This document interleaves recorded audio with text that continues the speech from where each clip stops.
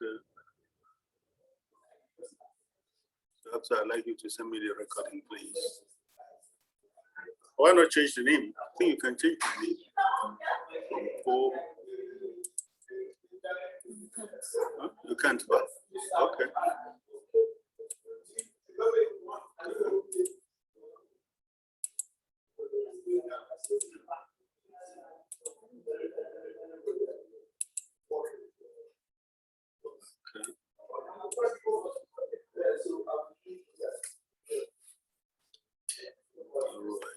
I think we're good.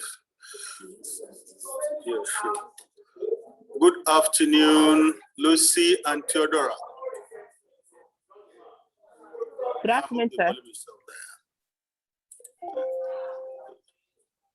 Good afternoon, sir. Yes, ma'am. Yes, sir. I have a name. Good afternoon, Mr. Lamide. What is your name, sir? What is your name, sir? Mr. Paul? No, you're not Mr. Paul. It's not Mr. Paul. Okay, what they used to call me is Silas of Emu. Okay. That's what they call me. Good afternoon, Mr. Silas. Yes, yes, ma'am. Which one of Emu or of Eku? Of for Ebu. The offer Okay. kill. I think say that the one when they talk. No. The one that talks. And this one is talking. Okay. You're welcome, sir. Yes, ma'am. Well, we also have Lamide Ajayi. Yeah, Lamide Ajayi is muted. Okay, it's muted. Yeah, okay, it's Nura. Okay, fine. Okay, it's in class, really. And Auntie Lucy and Auntie Theodora. So how's the work been today? Not bad, It's sir. been a great day. That's great. So, as they said, they have the early birds. So, like, people are the early birds, actually. Yeah. So, how we should have some bonus to give now? I'll give to you people, to both of you. Oh, Yeah. Okay. That would be nice. Know your name. They won't know your name when they come. Exactly. I think that's one thing again, eh? Okay. Well, maybe I'll start introducing myself so that we can be doing that as we progress. Yes. Yeah. I am Ofebu Silas. Okay. I am a mechanic. I am also an electrician. So I will be discussing electrical power systems with you. Okay. Yeah. You know, sometimes people carry big names, but I think I'll choose to take the small names. So, and been in the industry for quite a while, close to 30 years now. Wow. Into facilities management and been into FM trainings, projects, and all that. So, You are a veteran.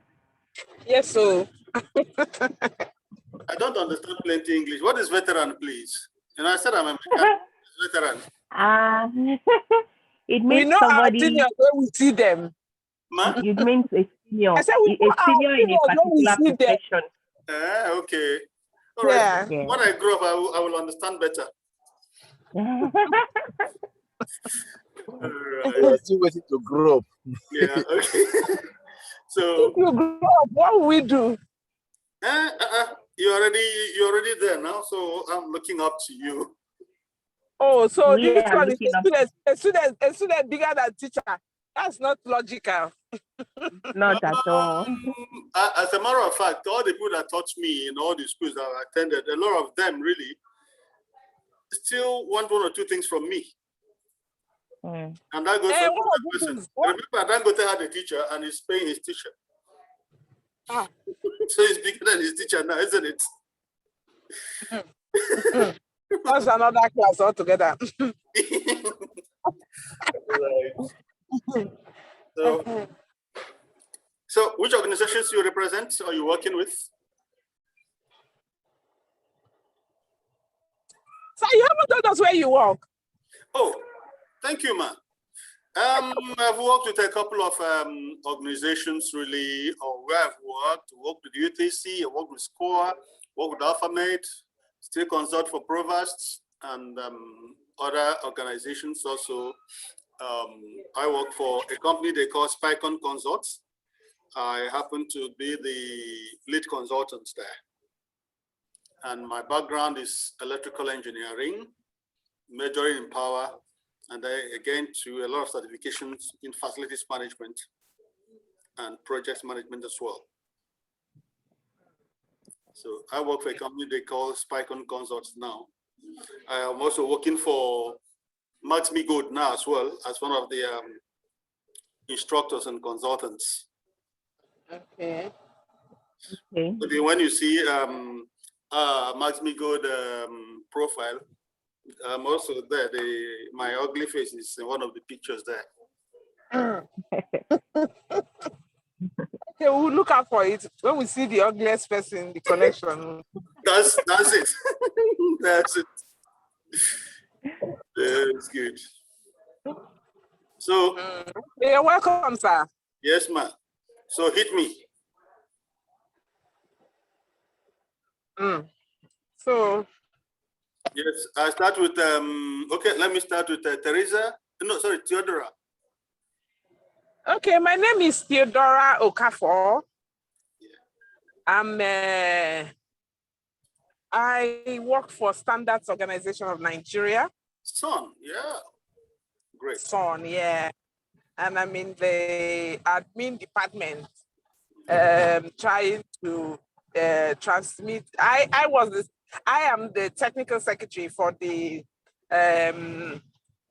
technical committee that adopted the Nigerian standards for facility management. Okay, the ISO, great. Yeah, the ISO standard for the Nigerianization of the ISO standard for facility management. So that's my only certificate in facility management. And that's why I'm here to learn as much as I can. What's your primary discipline?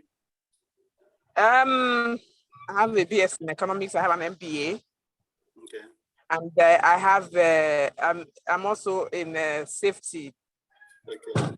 Personal health and safety. Well-rounded. Those in admin actually do better in facility management than even we, the mechanics, actually. Oh, really? Yeah, sure.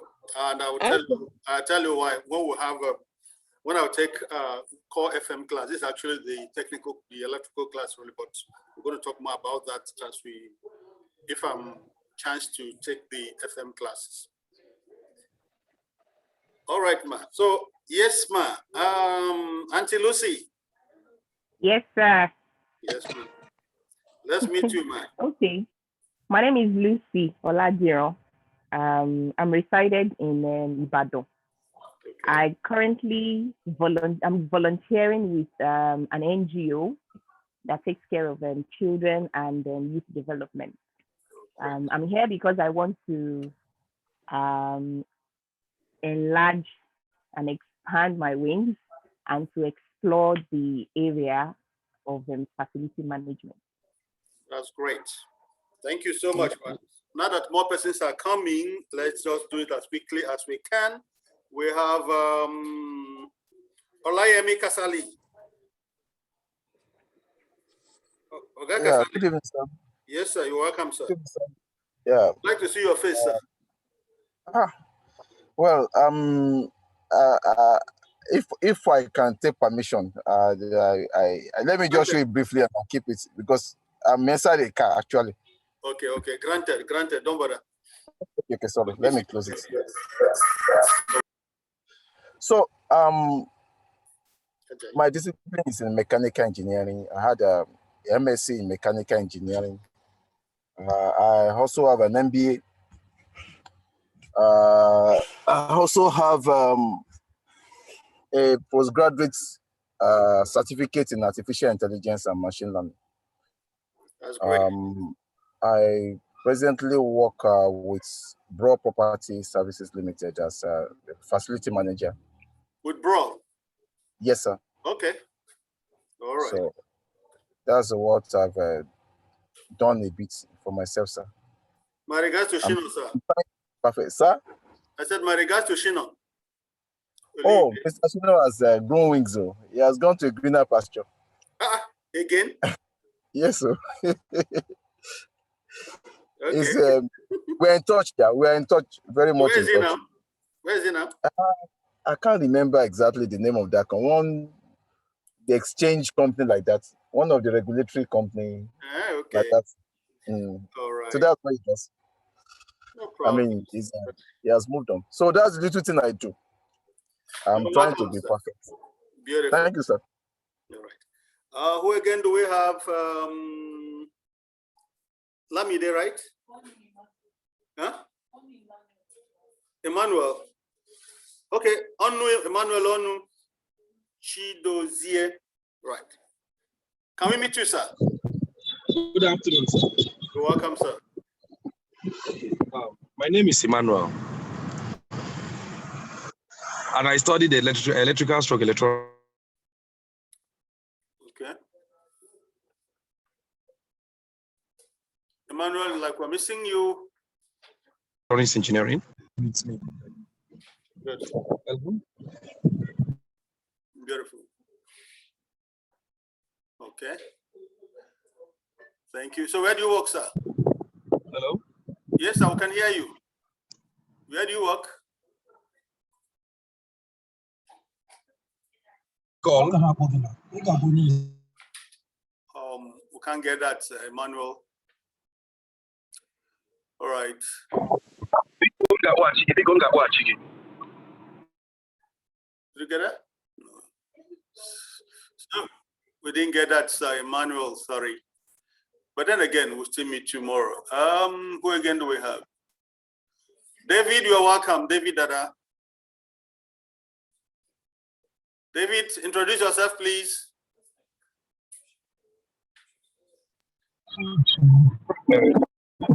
Hello, David. Yeah, introduce yourself. Hello? Yes, sir. Yeah, sorry. I got interrupted by calls. Okay, then. Okay, I said my name is Emmanuel. Okay, then. I studied electrical stroke electronics engineering. Okay. And I'm practicing facility management, and I'm working with Brains and Hammers. I'm working with Brains and Hammers in Abuja. Okay, Brains and Hammers. Okay, Brains and Hammers. Okay, the real estate company. Fine, that's yes. Okay then. Oh, great. You're welcome, sir. Then Amide. Okay, somebody else. Yeah, thanks, Emmanuel. I'm mute now. Yeah, let's have.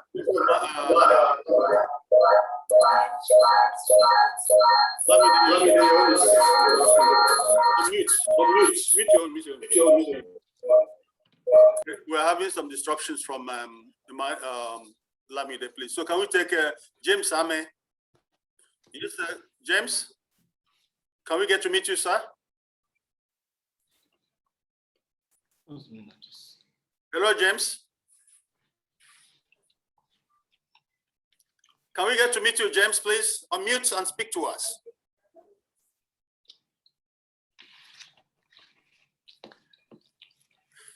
Okay, if James is not ready, can we have Franklin Moye?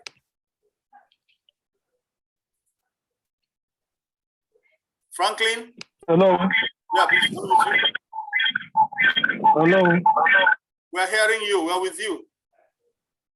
Yeah, good evening, all. You're welcome. Yeah, my name is Moye Franklin. I work with Brains and Hammers Facility Management in Facility Management Limited in Abuja. That's good. Yeah. All right. What's your background? Okay, I studied agriculture, the University of Agriculture, Makurdi. Okay. You're welcome, sir. Yeah. Thank you. Thank you very much. Sikiru. Yeah. Shobanke. Good afternoon, sir. Yeah, Sikiru, we're with you, sir. Good afternoon, sir. You're welcome. I have background in electrical electronic engineering. I work with one of the GSM communication company. Okay. You're welcome, sir. An anonymous organization, no problem. As an FM, right? What's your background, sir? Electrical electronics, sir. Okay, very good. You're welcome, sir. So who again do we have? Okay, I think we already have 12 participants. Why I actually have to ask for your background is something so that because we are dealing with electrical class and more persons are in this class, those with electrical background, those with non-engineering background completely. So as much as possible, in FM class, you are transiting from, in facility management actually, you are transiting from your core work, your primary discipline into a different vocation or profession altogether. Are we together? Are you with me? So you do not see yourself here as an electrical engineer in this class. You do not see yourself as an agriculturist or as an administrator. No, you see yourself as what? A facility manager. My classes are usually interactive. I hope people do not mind. Do you? I need an answer, please. I said, do you mind if it is not, if it is interactive? We don't mind. We don't mind. Very good. So as it states too. We don't mind. Great. So ask me any question at all. I'll give you an answer. However, one of the answers I'll give you is, I don't know. So when you ask me a question that I don't know the answer, I will give you an answer that is, I don't know. So that I will not be immodest by saying that tomorrow I must answer everything. But please feel very free to ask any question. So are we good to go? Are we good to go? Yes, sir. Yes, sir. Thank you. Now, electrical power systems, we all know that our lives in the modern world today revolves around electricity and power. Without it, we can do little or nothing. Therefore, a basic understanding of electrical systems and electricity itself will really indeed help us. Also too, as facility managers, you manage people who are dealing with these things on a day-to-day basis. For example, somebody comes to you, say, okay, we are servicing your transformer. And you now ask, when are you changing the oil? What filters, what kind of filters are you using? Because your concept or idea about servicing of any equipment is that of servicing your car or your generator, because they're going to tell you, oh, we want to service our generator, we need oil, we need filters and the like. And then the person says, no, we only take some of the oil out, do some cleaning, clean the bushings, clean the some of these other components, and then remove the silica gel and wash it up and put it back. And so, oh, we've not done anything now. When we understand these things, what they are, how they function, that will go a long way in helping us to know how to deal with these issues on a day-to-day basis, because our understanding and ability to use, put them into good use and manage them well is our bread and butter. That is how our salaries are being paid as facility managers. So first we get introduction. We also get to look at electrical building electrical systems. We also talk about transformers, generator and diesel management, and then grounding systems and equipment grounding. Yeah. So, we are good to go, right? Okay. Yes, sir. Now, good. First, what is a power system? It is the interconnection of electrical components for supply and transfer of electrical power. And the operations of power system has to do with generation, also transmission and distribution. Now, we have a sketch. I hope you are seeing my cursor, are you? Yes, sir. Please, if you're not seeing the cursor. Now, where the cursor is now is the power generating station. It could be hydro, it could be coal-fired, It could also even be your generator, taking it as the power generating station. It could also be nuclear or solar or whatever, but then the power comes in from here. Okay, it's generated here by the process and the principle which it operates that we won't be discussing now. But power is generated or it's created from here. And it gets up to here, a transformer. What does the transformer do? What does it do? It now increases this power so that it will be able to absorb all the losses along the line. It will be enough because what has come here is not that much. Now this is a step-up transformer, it brings it up. Now what we have here is within the range of a voltage that is about 132 kV. I'm sure the electrical engineers in the house will understand as well. Now you have about 132 kV, which is very, very high. Now it goes up. And I'm sure you see these ones on the road, right? On the highways. Do you see them, these poles? They are called pylons. Okay, now from these pylons, it goes down now to another substation. Now this substation is about 66,000 kilovolts. Still very, very high. Now, but then if it is low, it will not be enough. That is why sometimes when it's not enough, you say, what happened now? What has happened?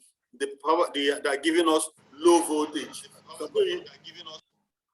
Then some will say, low current and all that. But then the exact words we use is not the issue here now, but then we want to understand it from the elementary point of view or perspective. Now, this now goes up again, goes down because it's not getting to the point where it will not be used. It gets to another substation, usually 33 kV. So from this 33 kV, it can now come down to 11 kV or even 415. And there are some transformers you now have 33415, 3311, or 11415. These are some of the names that are written on the nameplate of these transformers. Now, at this point, it's ready to use. Now, from this point, it goes down here 11 because it's going to the domestic consumption, residential homes, or some office complexes that are not so big. Now, it now comes here. We'll now have another transformer, step-down transformer, that takes it from 11 kilovolts to 415 kilovolts. And at that point, the 415 will also be divided into two, of 415 and 230. By the way, the one we use in our homes, in the sockets, are usually 230 volts, which are normal domestic. But then again, within there, we can also bring it down again to what we call low voltage, and of course, again, extra low voltages. Your charger of your phone uses extra low voltage because by the time you plug in that your charger, a device inside there, some transformers and components inside there, brings it down to maybe 6 volts, 12 volts to be able to charge your phone. Otherwise, if 230 gets in there, it's going to blow up the whole thing because the components are designed that way. And then to the industries, now you still have 33415 that now powers the electric motors, the big pumps, and all the equipments and the machineries that are there. Any question on this? Hello? I'm not seeing the raised hand icon here actually from this system, but so you can indicate that you want to ask a question, please. Hello, hello, sir. Yes, sir. Okay, sir. Okay. Yes, sir. Okay. Yeah. Okay.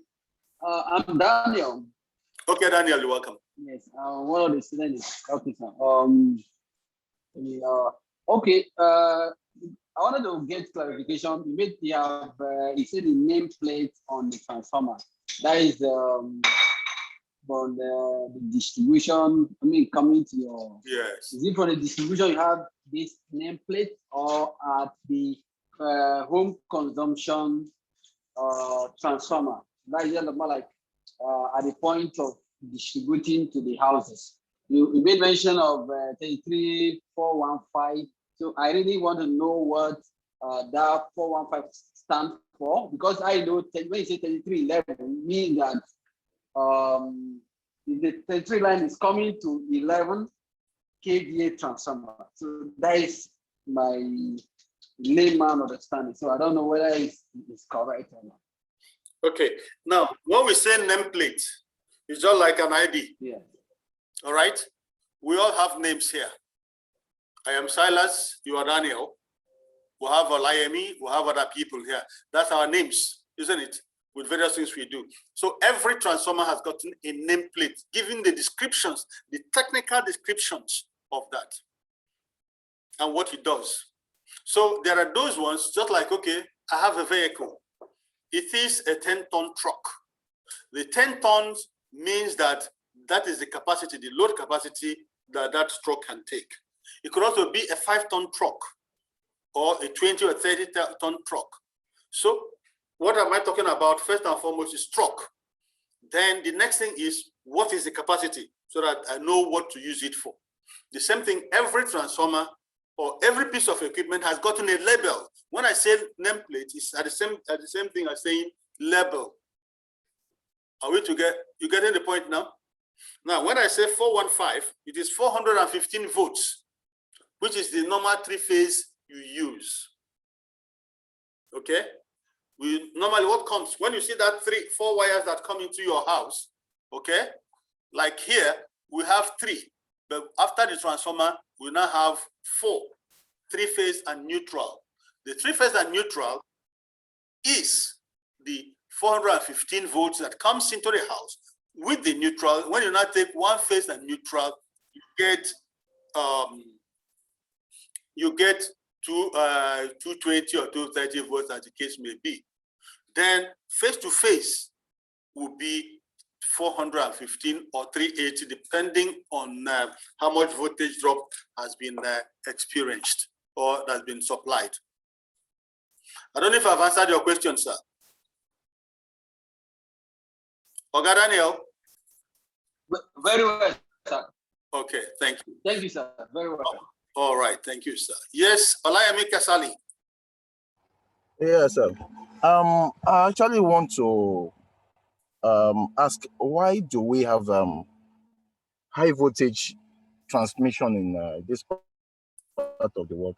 Because I know about US mode of transmission, that their voltage is normally higher, lower. So so why do we need to have why do we have such disparities in the transmission of power? In the United States, you have 110, isn't it? 110 volts. And in Nigeria and some parts of Europe, we have 220. I guess that's where you're coming to, isn't it? Is that the question, sir? Is that what you mean? Yes, sir. Beautiful.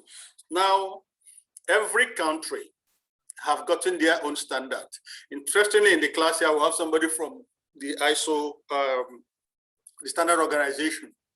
Now, every country has gotten their own standard based on certain systems that have been working for them. Remember, the evolution of electricity or power generation system started with DC. Some equipments today still run on DC. Some still run on AC. Some run, while majority also run on AC.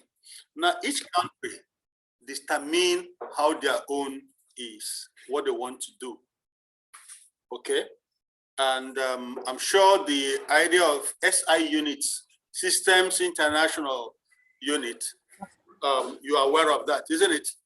So they decide what they want. Oftentimes, it's not the particular countries.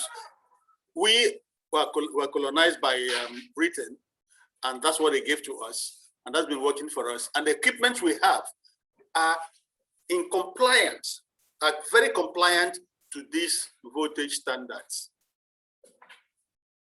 So each country also configure their equipment to their own voltage standard based on so many other factors as well. Some could be environmental factors, okay?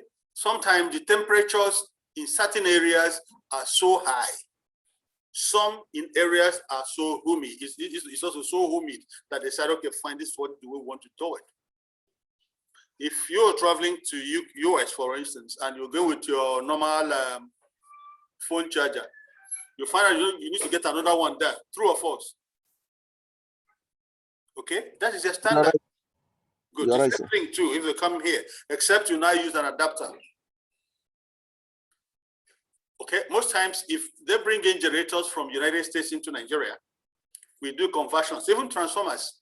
You know, we are fond of getting used things, including used transformers.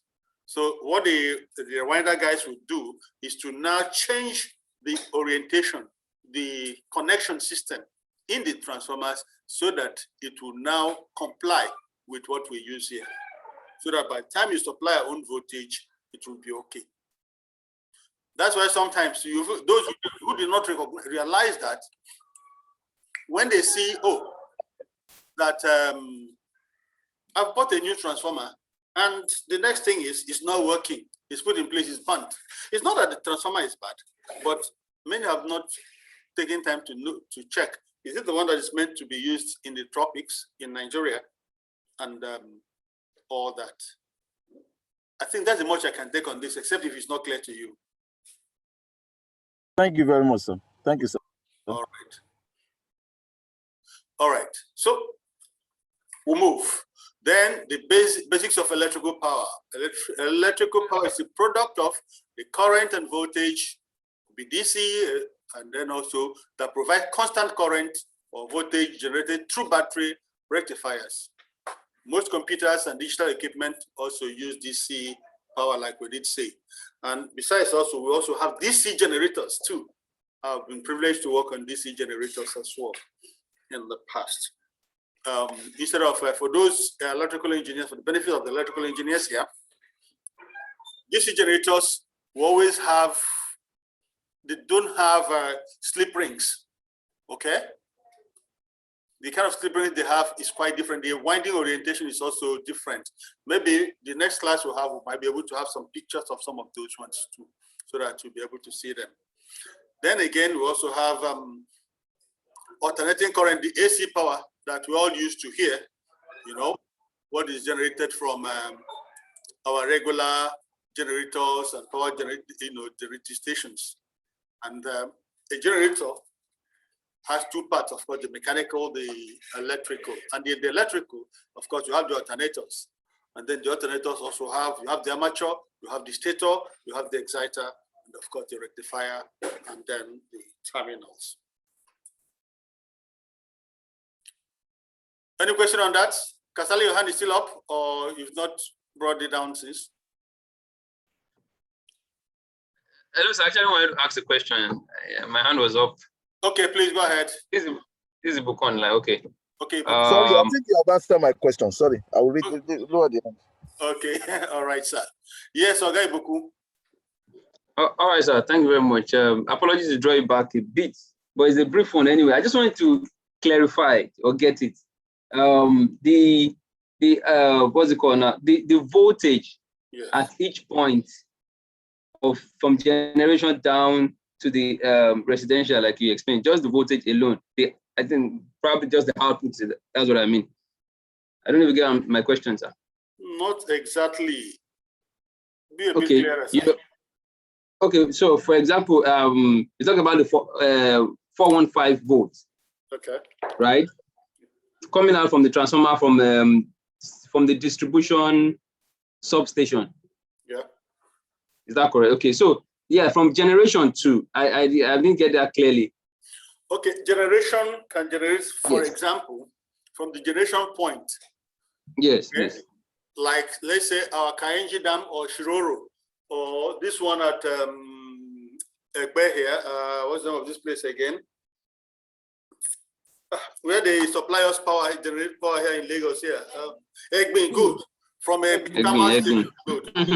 Now from Egbe brings out, from the thermal plant, they brings out 100,000 volts. Okay. Now they now install from that 100,000 volts, get into a transformer that now magnifies it, builds it up, boosts it again to 132,000.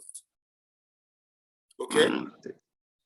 Now, good voltage, volts. So it keeps on going like that. And remember, at any given point, for it to now become usable, you now cut it down to various levels of use. And at that point, what helps you to cut them down or raise it up is what? Transformers. Okay. So depending on the application and use, then you use the appropriate transformer.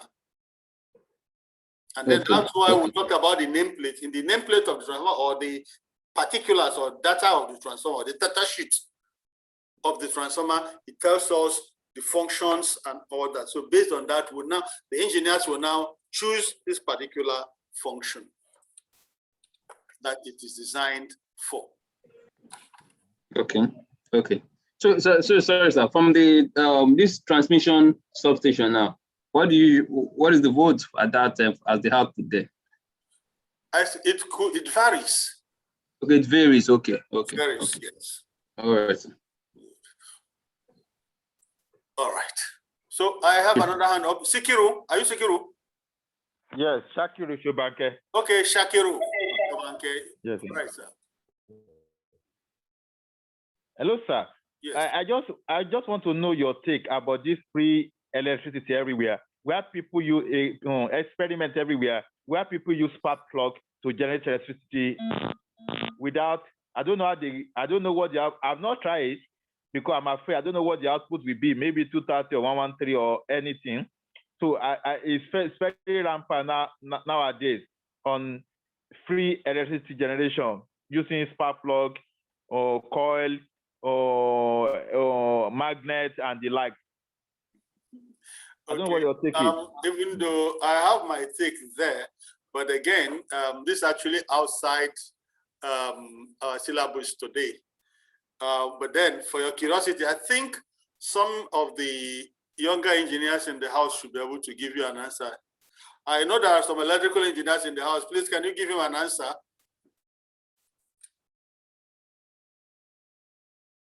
Engineers in the house. Hello?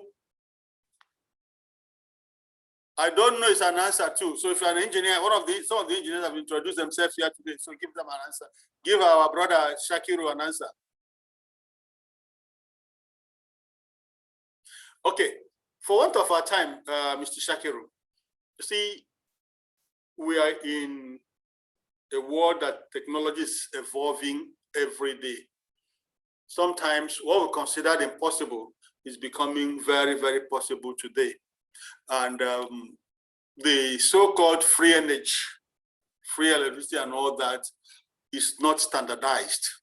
People come up with so many things that actually some say you put it on blade and some paper and all that and the sun, and then it starts generating electricity.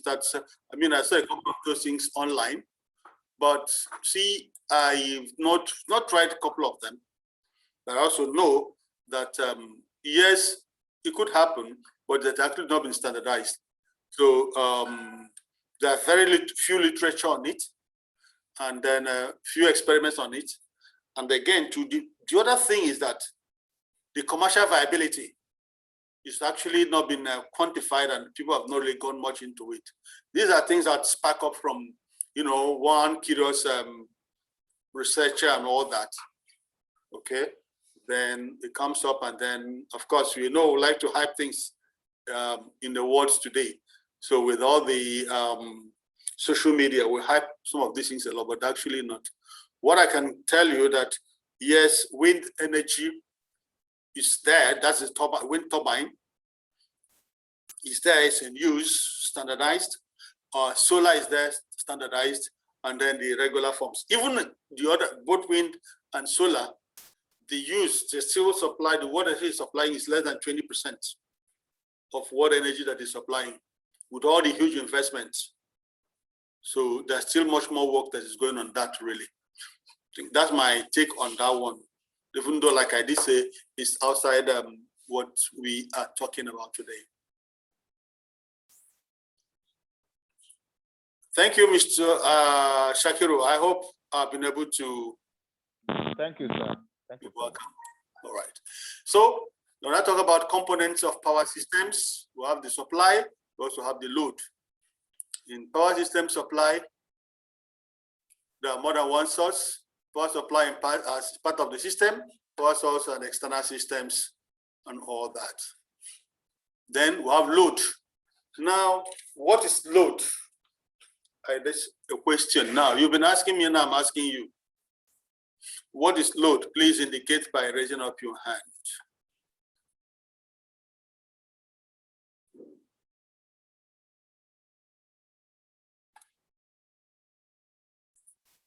Load. What is load? What do we say is load when we're talking about electricity?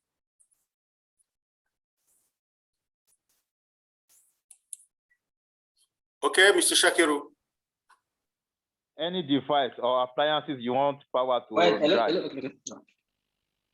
Thank you so much, Mr. Shakiru. I appreciate that. Any device. I appreciate that. Thanks so much. That is load. So power system delivered energy to the load. Load ranges from industrial equipment to household appliances. Loads expect a certain number of frequencies and phases. Any appliance must have a specific wattage. Power quality must be considered. Now let's take this one after another. Okay? Power system delivers low energy to the load. So the electricity delivers energy to the load. And like we said, or like Shakiru said, load is any appliance, anything we use.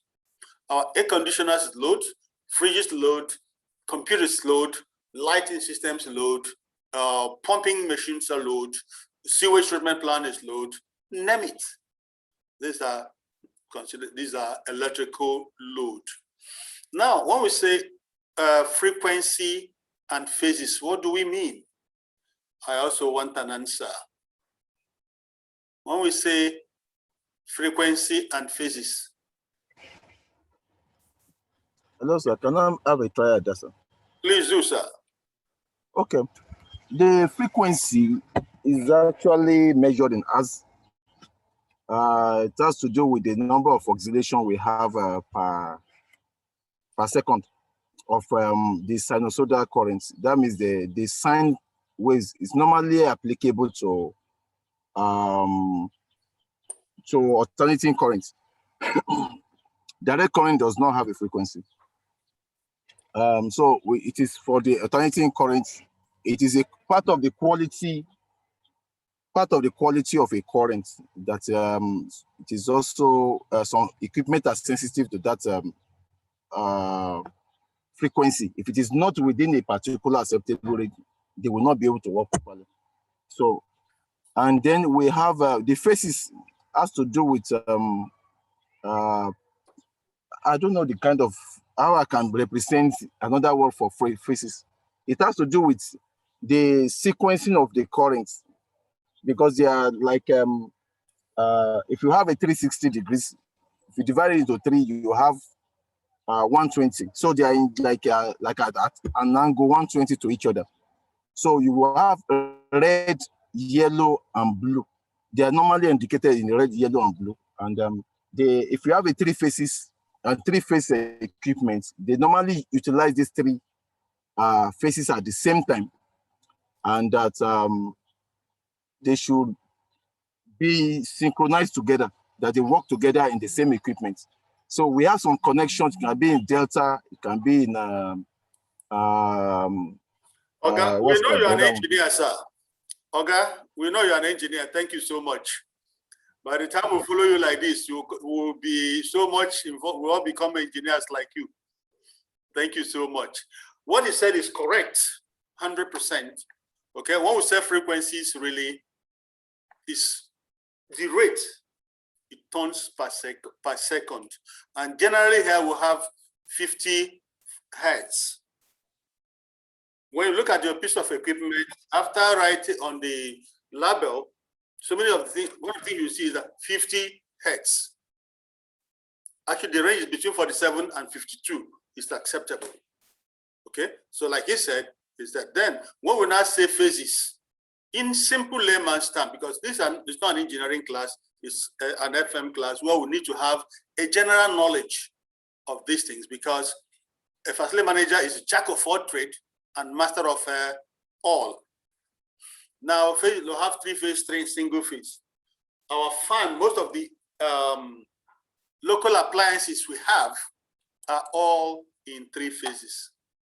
I mean, sorry, 2 single phase, which is live and what we call live and neutral. But then when you have in industry, you have electric motor, like those are big pumping machines. Okay, your sewage treatment pumps and all that. A number of them are called in what? 3 phase. And like he said, the connection systems now will now have delta, star delta, and all that. So all that put together is what makes up the frequency and phases we're talking about. And then we talked about applied wattage. That is the size. Oh, this is 100 watts. This is 2 watts. And that determines again how we now put certain conductors to it. For example, you have your control switch or isolator switch that is rated in various capacities, 10 amps, 20 amps, 30 amps, 100 amps, and so on.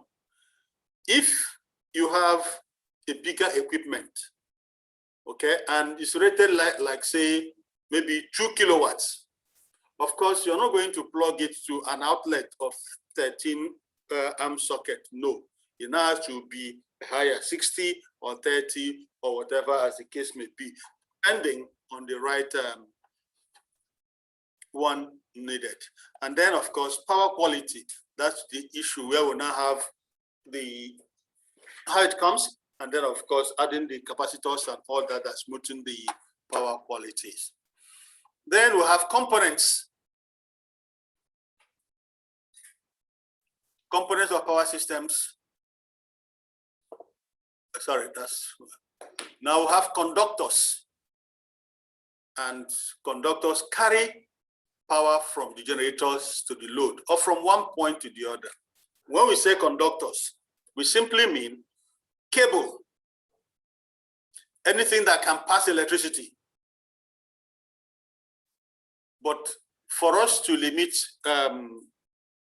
to be on the same page, since all of us are not from the same background, or technical background.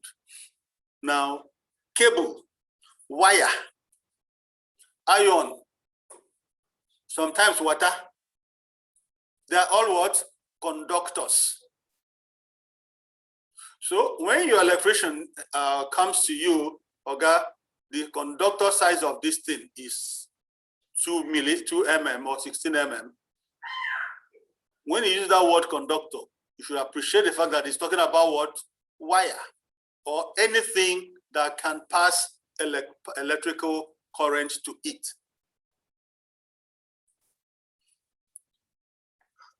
Do we get that point?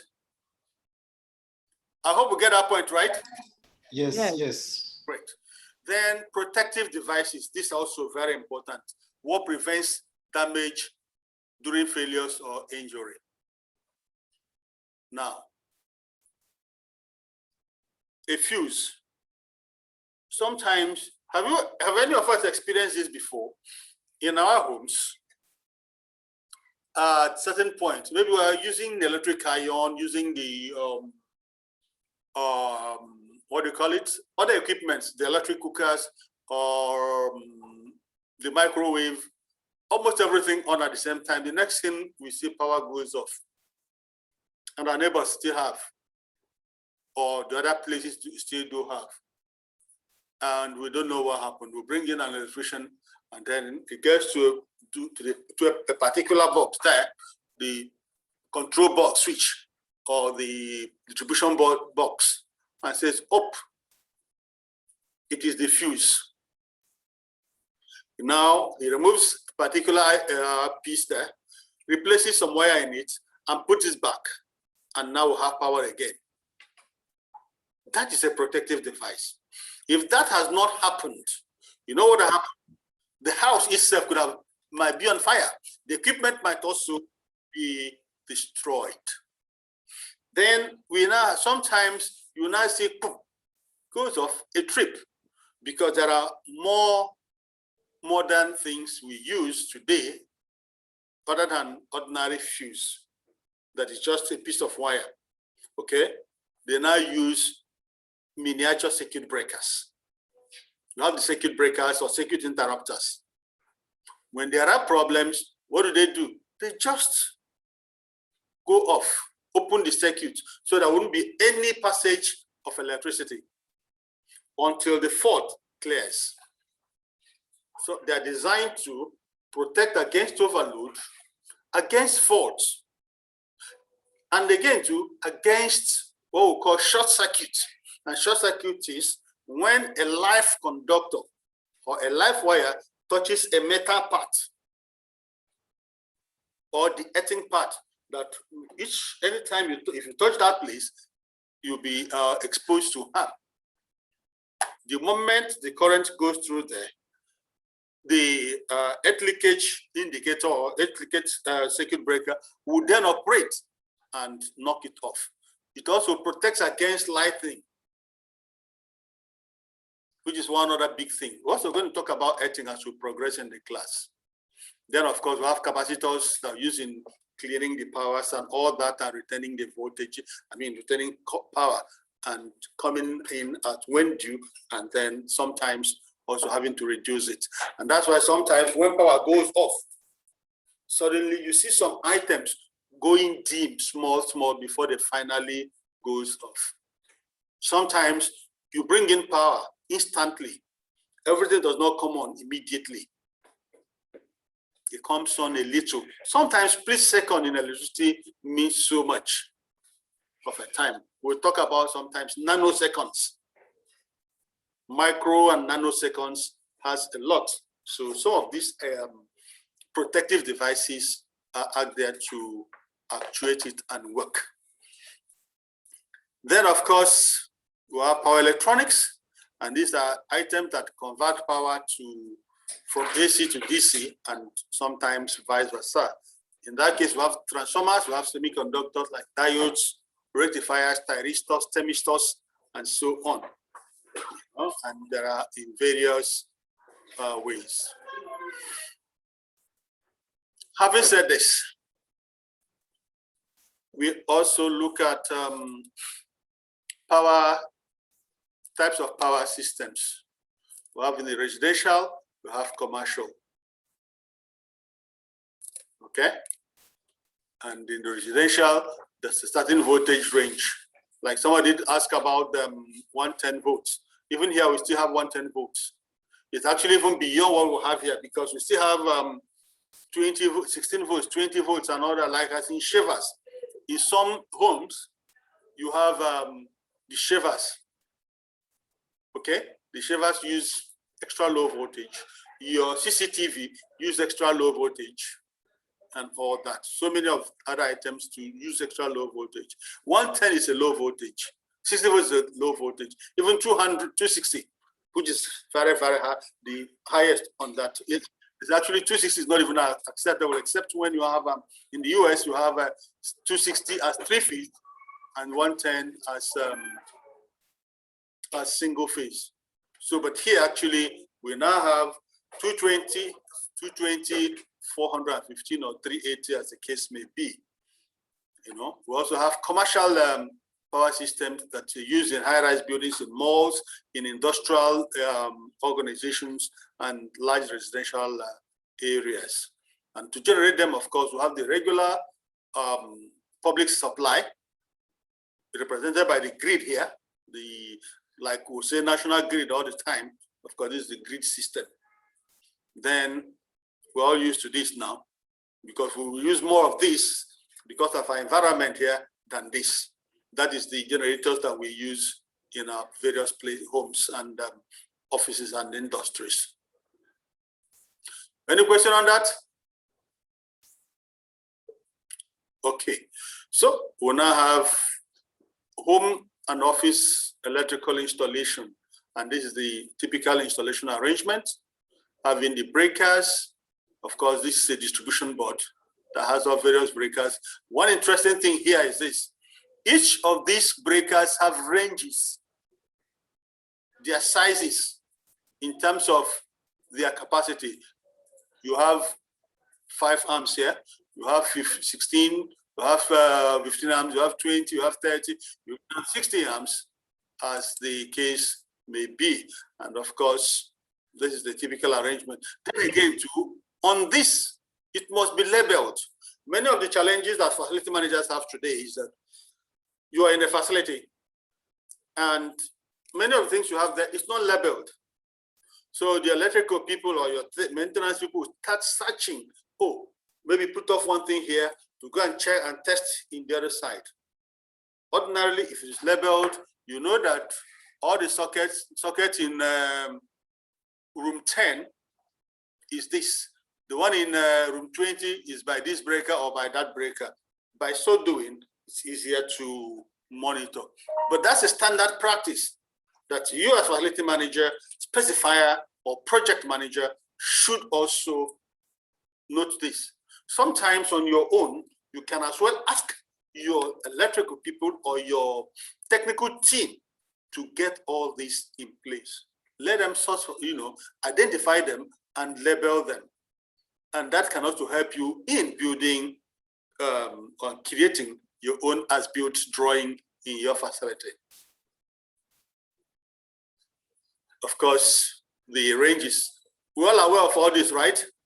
And this is a typical installation for sockets, from the consumer units to all the sockets available and junction box. But one interesting thing here again too, we have what we call, this is a spur, and then it goes round. We now have like a ring unit.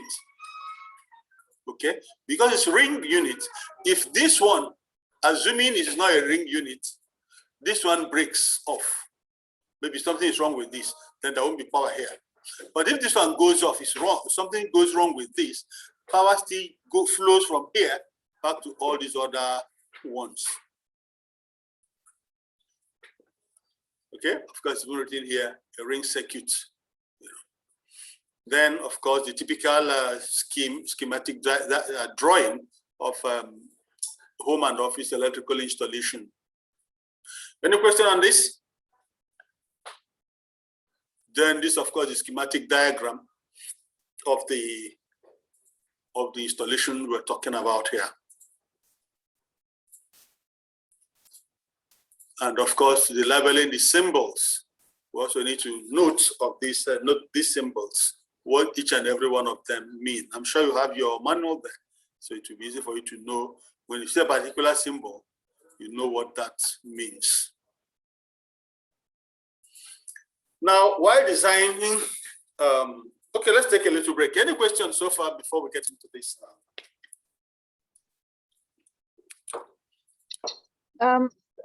Sorry, sir. I would like to know the benefits of ring circuits because I didn't really understand the explanation that was given. I would appreciate if you can just please just do a little more explanations and the benefits. Thank you. I greatly appreciate that question. I was actually expecting that.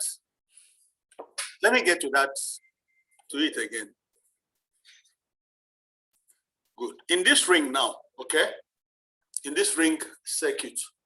Now, this is where the power is coming from, the consumer unit or the control box panel, right? Now, it goes here, right?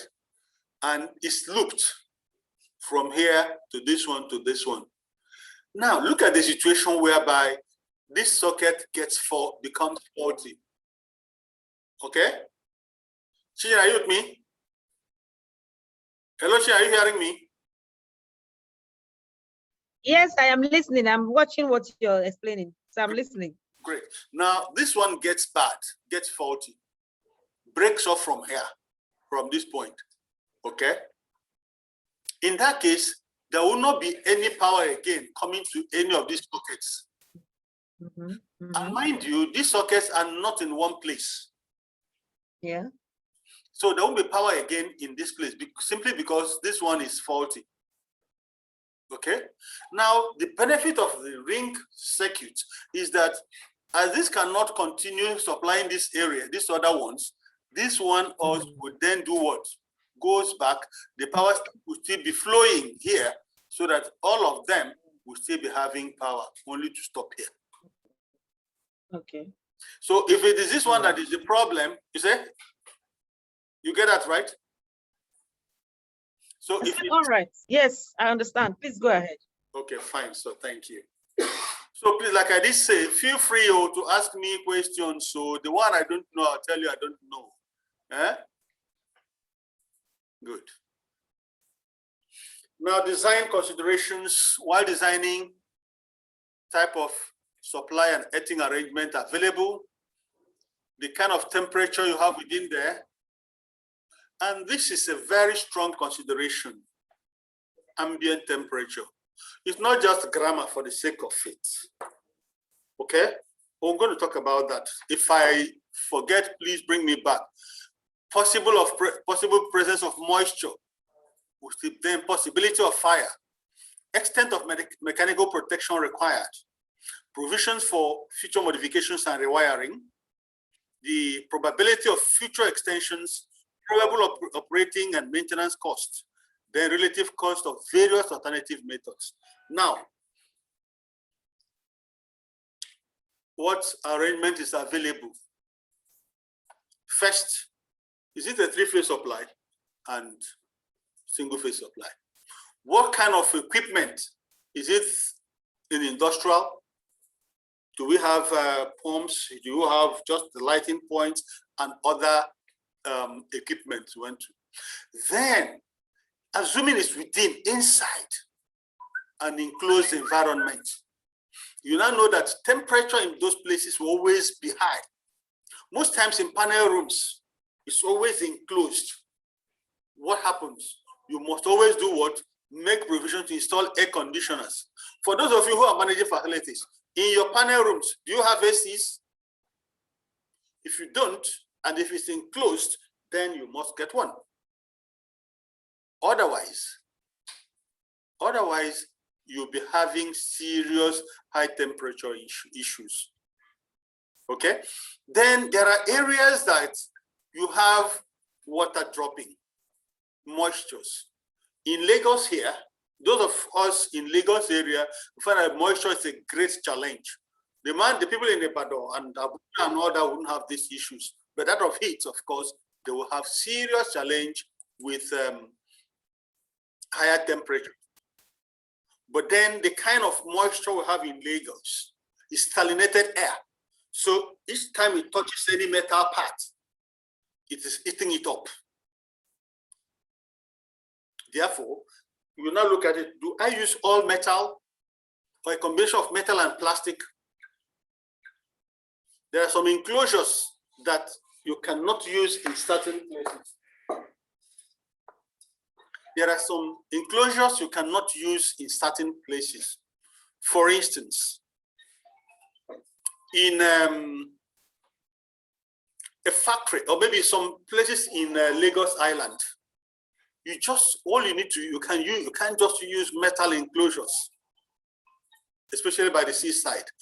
I had a project by the Institute of Fisheries and Oceanography, and the challenge they had there was everything they have there is eating up because it's close to the sea. Every water there is salt.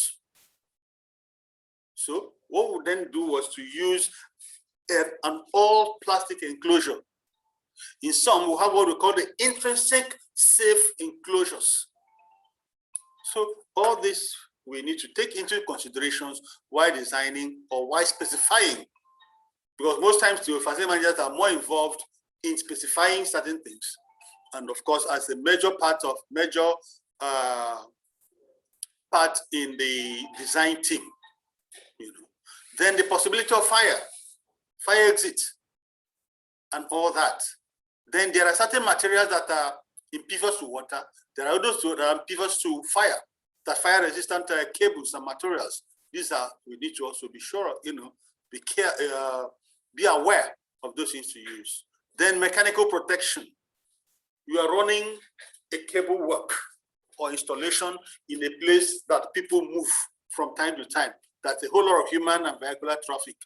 What kind of materials are you going to use? Of course, you're going to use ones that are quite strong, sturdy, and will resist. That is why we have issue of, oh, you heard about armored cable. Why is it armored? Why do you have armored cable? Why do you have PVC and all that? These are for various applications.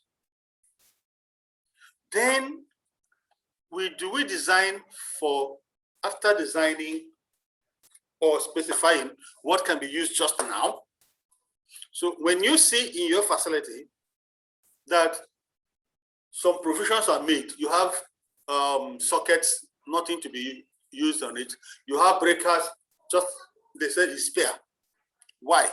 These are having future in mind, future modifications, future rewiring in mind. Now you have a situation whereby, look, I am supplying power here, and the equipment I have there is just 1 kilowatt. Then I'm using, ordinarily for 1 kilowatt, 2.5 mm is okay. So why am I using 4 mm cable work? And maybe instead of maybe 20 amps outlet, power outlet, I'm using 30 or 40 or 60, as the case may be. Because I know that in the near future or in the far future, I need to take power from there to supply to the next place. Okay, for the engineer, they will call it, that's a factor that is called diversity factor. The engineers, I'm sure you have heard about the diversity factor, right? Especially in your power class. Yes. Good. So, and that's where the diversity factor comes in. But as much as possible here, we want to use a general term so that nobody will, miss it.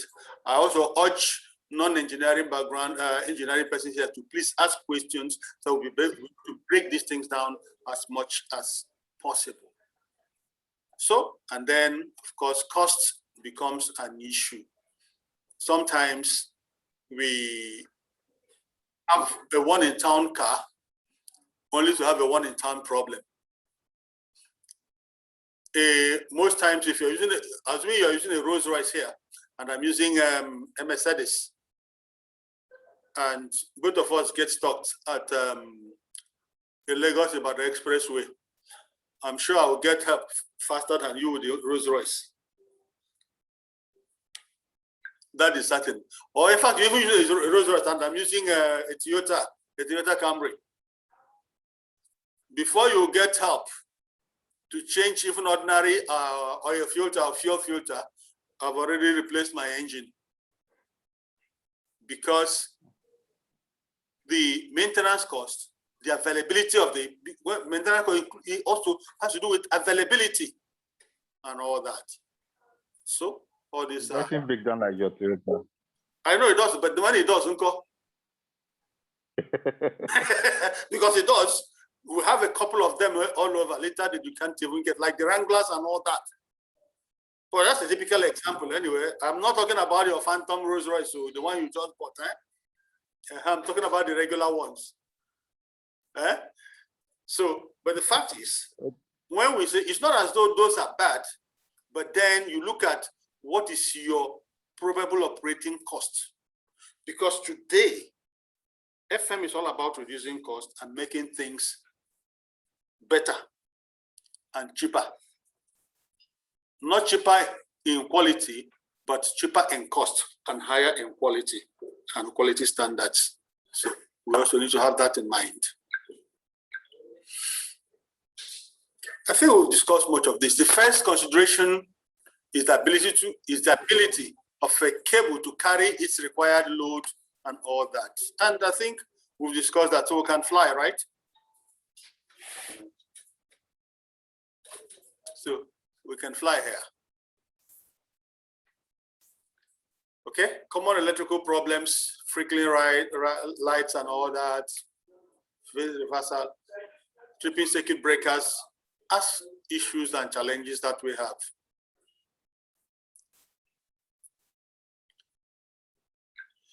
Then, of course, it's like fault finding and remedies. I'll give you 1 or 2 minutes to go through it, and then if you have any question on this, ask. We don't need to be reading out this, except if you have any question on this. Just take a minute or two and go through it, please.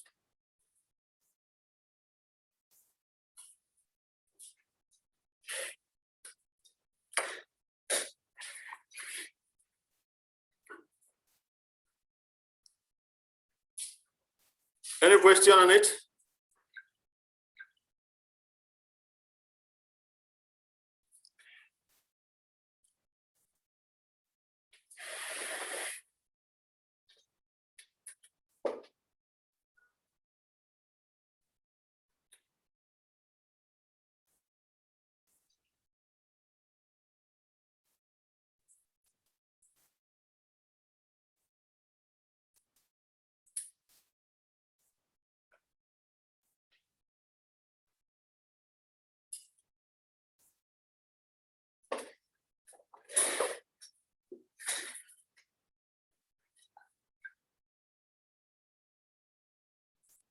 Are we good?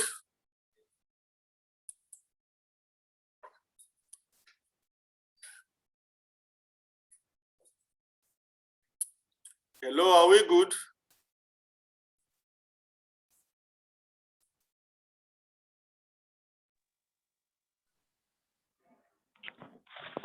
We are good. Okay. I think so. All right. So we'll move to the next slide.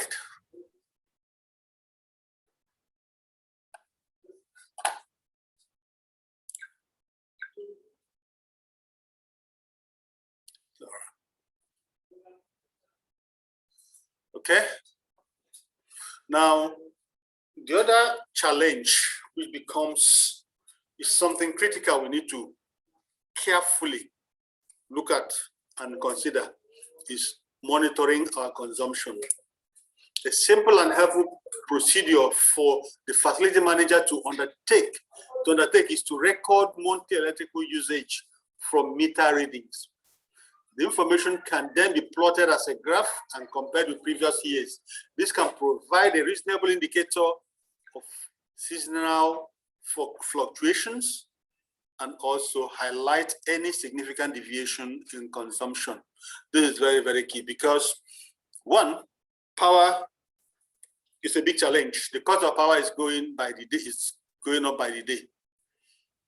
I was somewhere today in Ikoyi, one of the facilities we consult for, and the PSN guys were there, and they were threatening to disconnect. And guess how much the bill is? They get about 15 million from there. And by the time these guys look at it, what are we using? The occupants always complain. The facility manager is always at the receiving end.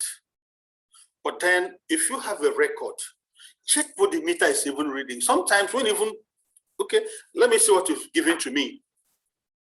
The bill you have given to me, okay, is 500 kilowatt hour. Now I've recorded 10. What is the reading? You look at the reading on the meter. And every month you check, okay, fine. The last reading is so much this month. The next month is this and all that. By so you'll be able to track your consumption and not be able to make case. And again, you also look at it. What is it that I have in this place or in this facility that is taking so much power? Is it that the occupants are not switching off their power when they go out,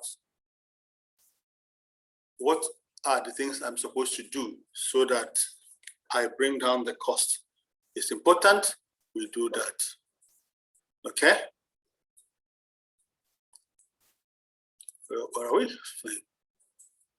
So, oftentimes too, we have a glossary of what could cause challenges and then increase in power consumption and all that. I'd like you to look at it again and then talk to me if need be.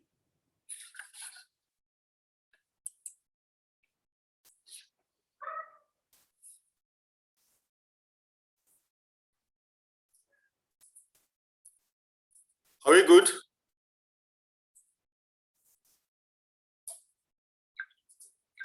Any question on this? Guys, not. Okay.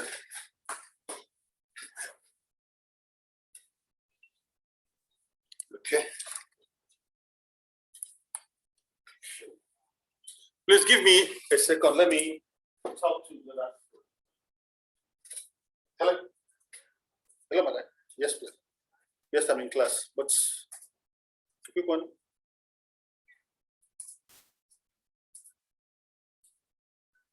Okay. No, Helena. Let's just leave it at 300. Except you want to make it 350, fine. But all right, so I'll talk to you again, please. Yeah, I'll just interrupt my class now. Yeah, sorry. Oh, I have to, because I still have another class I'm actually going to take. So, yes. Yeah. Now we have instruments to monitor our consumption. Of course, we have the meters, the regular meters from the PSN. Of course, the prepaid meters has also been very useful in checking them. The maximum demand meter, of course, is always installed by the discos or the utility providers. It measures the amount of electrical energy consumed by a building, used to monitor thermal load in the power distribution system, indicates the maximum load current over a given period, used to measure electrical energy delivered to a building for billing purposes. And then, of course, we have the check meters, measure the usage of equipment, of course, per building, per flat, and all that. And of course, it calculates in kilowatt hours.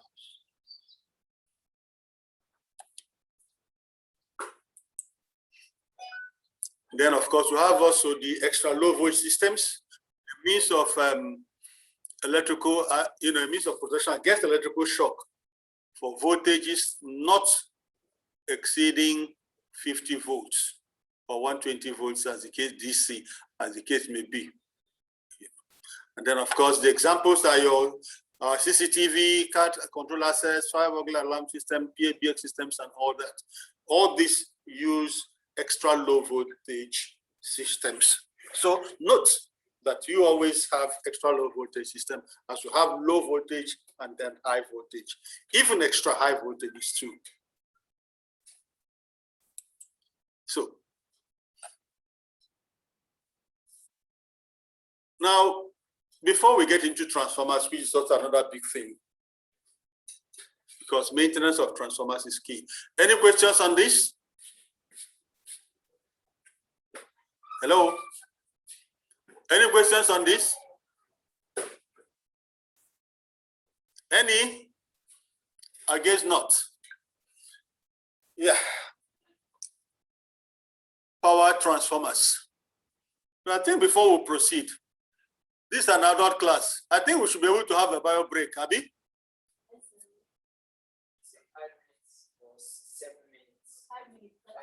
My people here are telling me 5 and 7 minutes. So those who support say aye. Can we have a break? Aye. Those are against say nay. Okay, the ayes have it. I don't blame you. Yeah. Say again. Hello. So we just have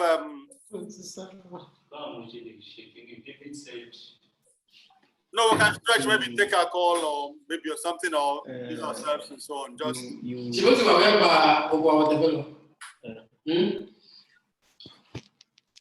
Remember the meeting with let me say you requested to be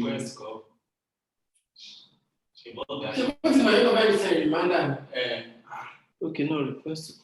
Only one is as if I should bear full information with your reminder. See.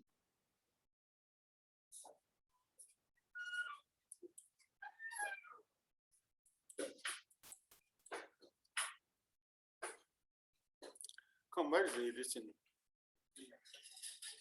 The mute. And I want to see the faces too. People can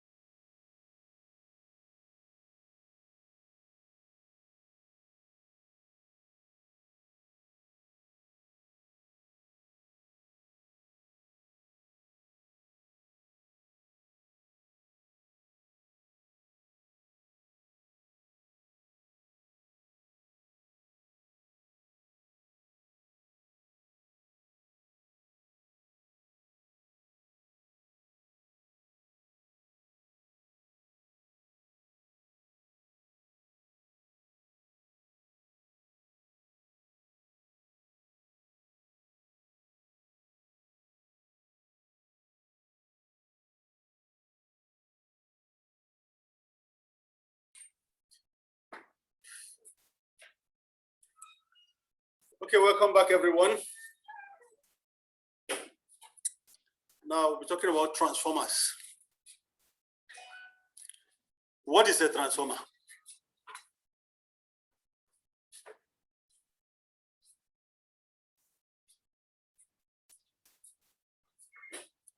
I want an answer.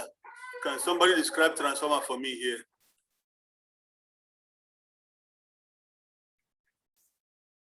Hello, class.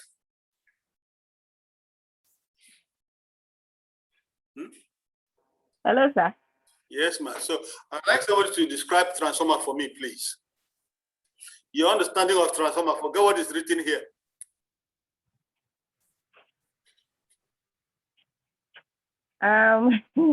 Let me just try. I like that, Lucy. I'd say transformer is like a device. I don't know if I can use the word device now. Use any word you like, ma'am. That is used to transmit power or electricity to buildings. Great. I like that. Oh yeah, my engineers. Oh yeah. My electrical engineers define transformer in a layman's language. Yes, now. Good.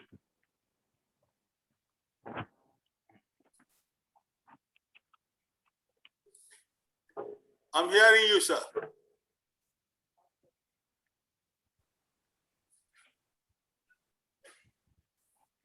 Hello, sir. Yes, I'm with you. Who is speaking? Transformer can be the Chubanke Shakiru. Good, Oga Shakiru. Engineer Shakiru. Yes, sir. Yes. Yes, sir. Transformer can be defined as an equipment that step up or step down or compensate for loss of electrical voltage from one point to the other. Thank you very much, sir. Transformers can be used to bring up power, voltage, or bring it down for it to be used in such a way that it will be usable for us and our equipment. That is a simple definition of transformer. Every other thing is what we we Northerners will call dogontorenchi. Dogontorenchi means big grammar, Abi? So this one we don't do dogontorenchi now. This one are real karamintorenchi. So it's actually used to step it up or down, and then we have various ones. Okay, it's not even complete here. This here cannot be, in fact, it's not exhaustive. We still have transformers that brings 12 volts to 3 volts to even 1 millivolt transformers.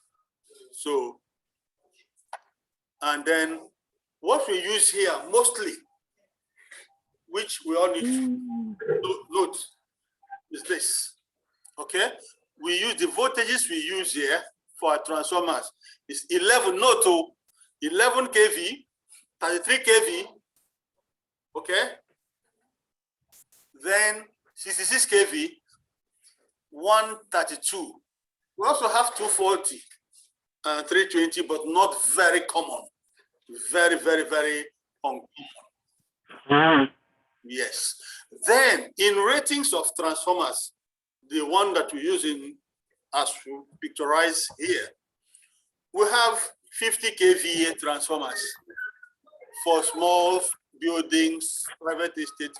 We have 100 kVA, we have 150, we have 200 kVA, we have up to MV. When we say MVA, that is instead of kilovolt amp, megavolt amp. So 1 MVA is like 1,000 kVA. So like this 200 kVA, MVA here, we're talking about 200,000 kV.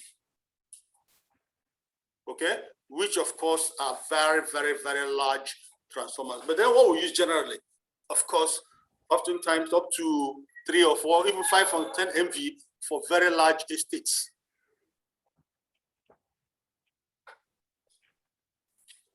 So I hope we are on the same page on that. Now, we also use them distribution for voltage distribution network, serve as means of ending connectivity and all that, you know, from smaller ones, from higher voltages to the lower ones. And it can be mounted on a plinth, on a concrete plinth. It can also be mounted on the pole above, and a whole lot of other things that are associated with it. Then internally, this is what we see inside the transformer. All those enclosures, this is what is there. Okay? This is all enclosed. Again, this can even be on the surface like this. But right inside this, what do we have? We have coils of copper. They will have, of course, insulators and a special oil that is a kind of insulator oil we call transformer oil, that have very high dielectric strength. It's actually, you know, ordinarily liquid is a conductor, most liquids, but then oil are not conductors, not like water.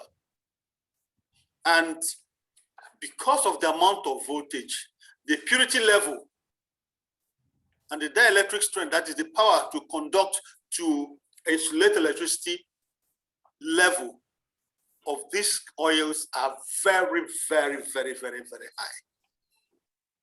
Because when those insulation breaks down, then there are so many things will happen.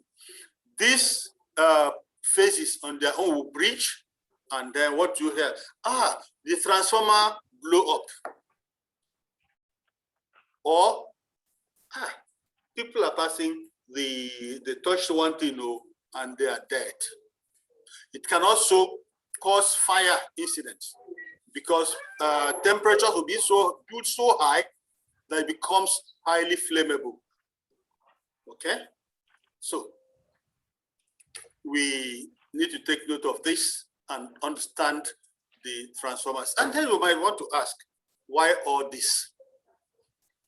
As part of your job as a facility manager is maintenance. In your PPM, you have transformers there as part of your core PPMs. Then you need to know what actually is involved in your total PPM of the transformers. And hence, you need to understand this. Are we together? Yes, sir. Any question?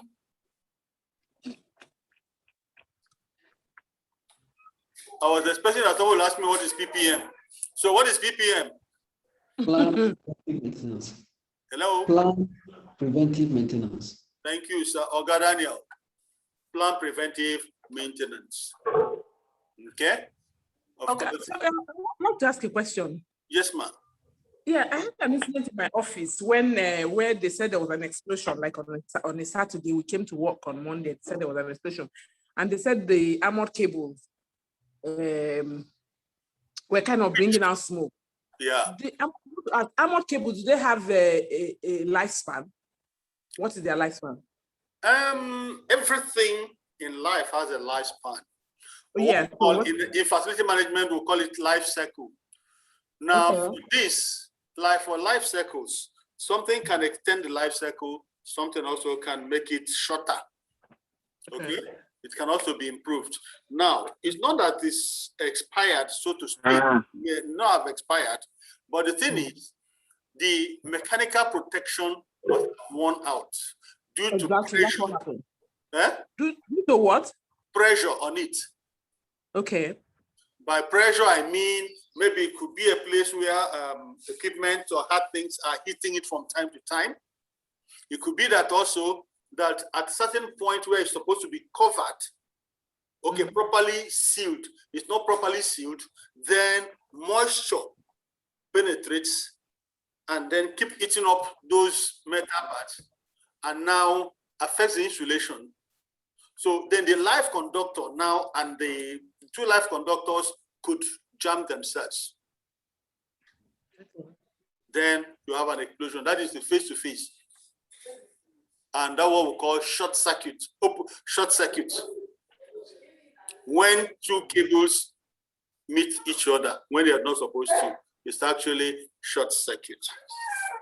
You know that the armored cable is buried underground, and in this Lekki area, we have waterlogged area. Yes. So what's the protection that you can give those armored cables? When they yes, exactly. You see, that's even where it happens more. The underground ones beg for moisture and all that can penetrate. And then maybe in the course of, maybe you invite laborers to do some excavations, manual excavations for you. They now could enjoy it and all that. Now, those on the surface, okay, sometimes they get hit. Things touch them. Everything's passed through them, and you may not know.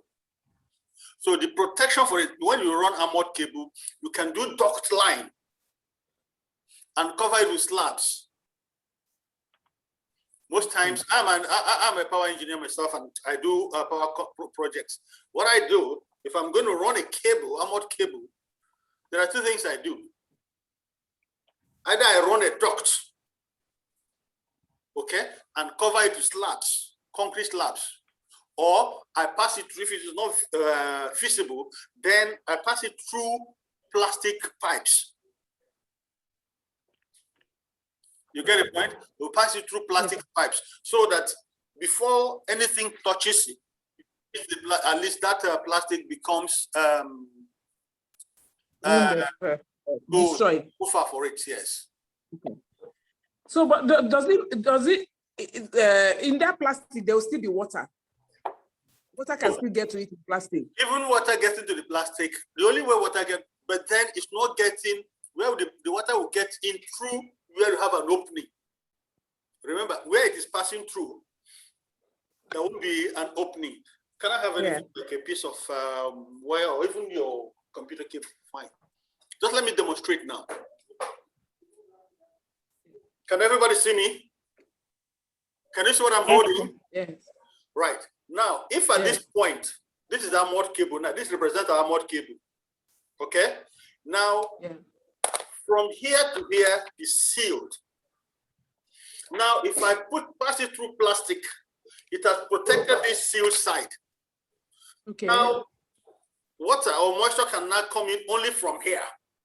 So I must make sure that this one is above, this ends now, must be above where water can pass through. If it is impossible, then I must get a very good sealant on this point so that it will not, there won't be water here and here. I don't know if you will get the point now. Yes, I get the point, yeah. Good. So if at any time within here, it is covered. In fact, even if you put a mass, this one as it is now, right inside the ocean, that nothing will happen to the cables. But then, because it is outside, it is still rubber, it's still water resistance, it's still quite impervious to moisture. But what is not impervious to water or to moisture is the cable, the metals inside, the conductors inside it. So anything that prevents moisture, you know, this one has already prevented it. But then again, anything that now prevents any mechanical damage on this is good enough. Okay. All right. Thank you, sir. Thank you, ma'am. All right, sir. I have a question too. Hello, sir. Who is speaking? Ibukun. Okay, okay, Ibukun. Yes, sir. For a, let's say for a 500 kVA transformer, by your recommendation, how often should the PPM be done? You know, the intervals. Annually. For the maintenance. Okay, annually. All right. Thank you. Normally, we do annual transformer maintenance, and of course, okay, we will see if we don't meet it up here. what it entails, the BPM entails, ask me. Don't forget to ask me, please. All right.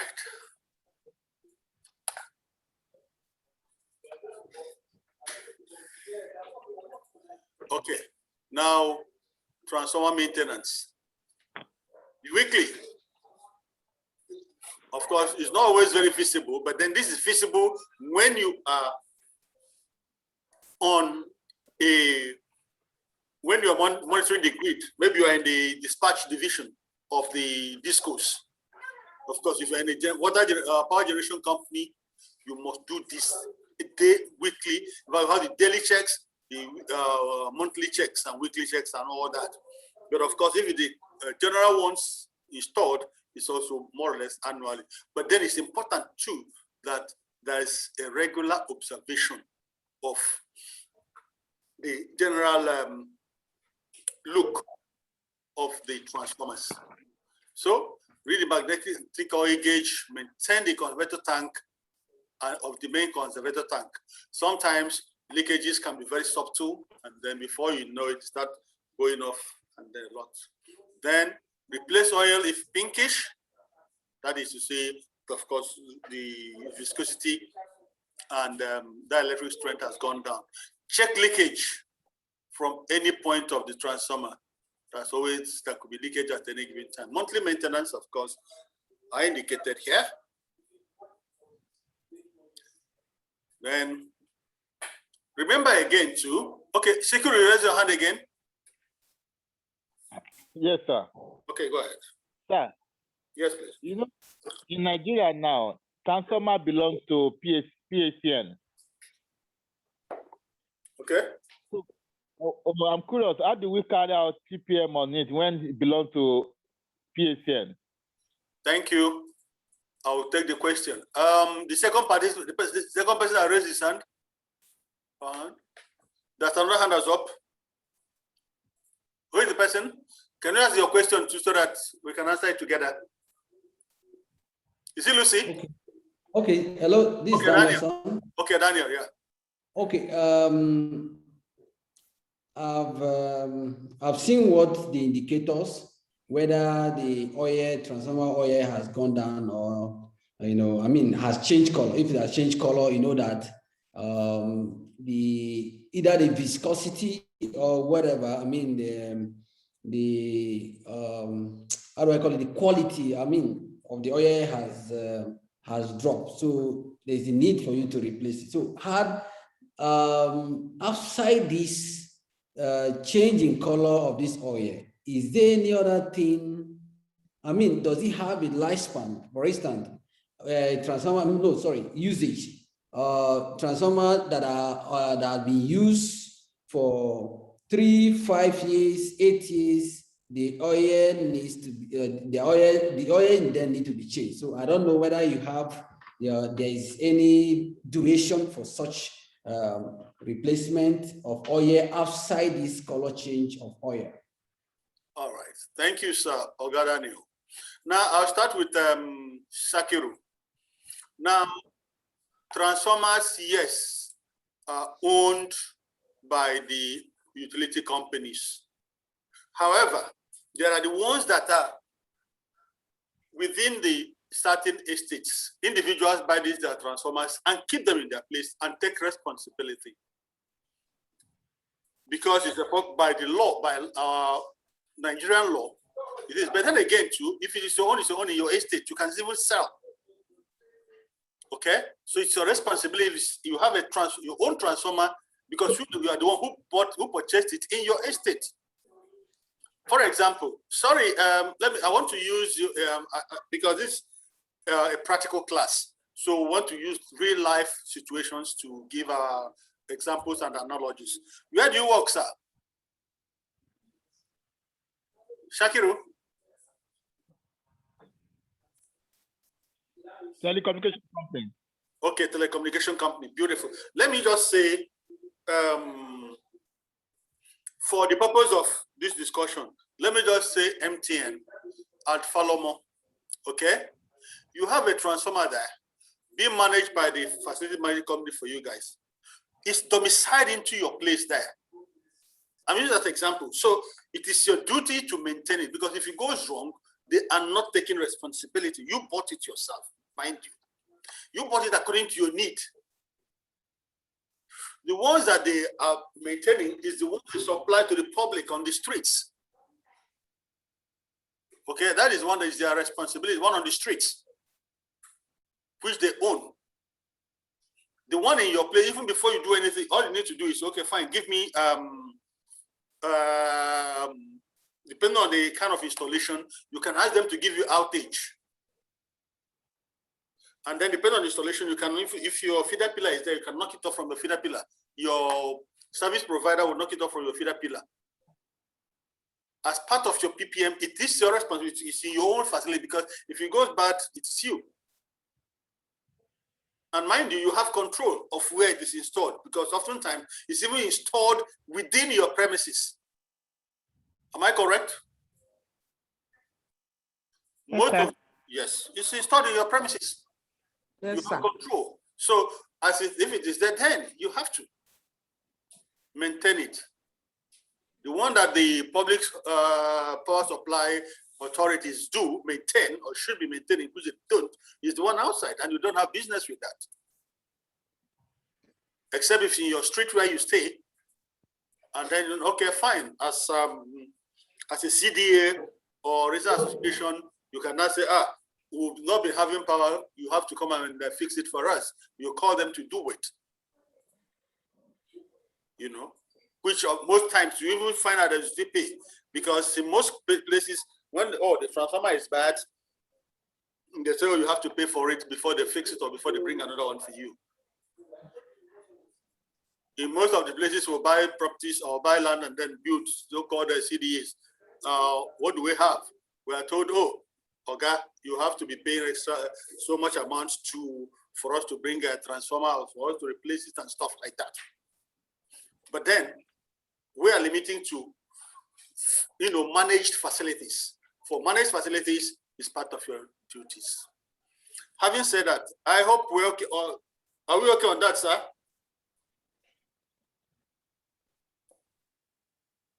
We're okay. I'm okay. All right, sir. Just afraid that the where we find ourselves seem not to be the standard. If they claim the ownership after we bought a transformer, we still maintain, we still buy all the parts and accessory, and we issue a letter to them that we donated it to them, and we are still the one running it.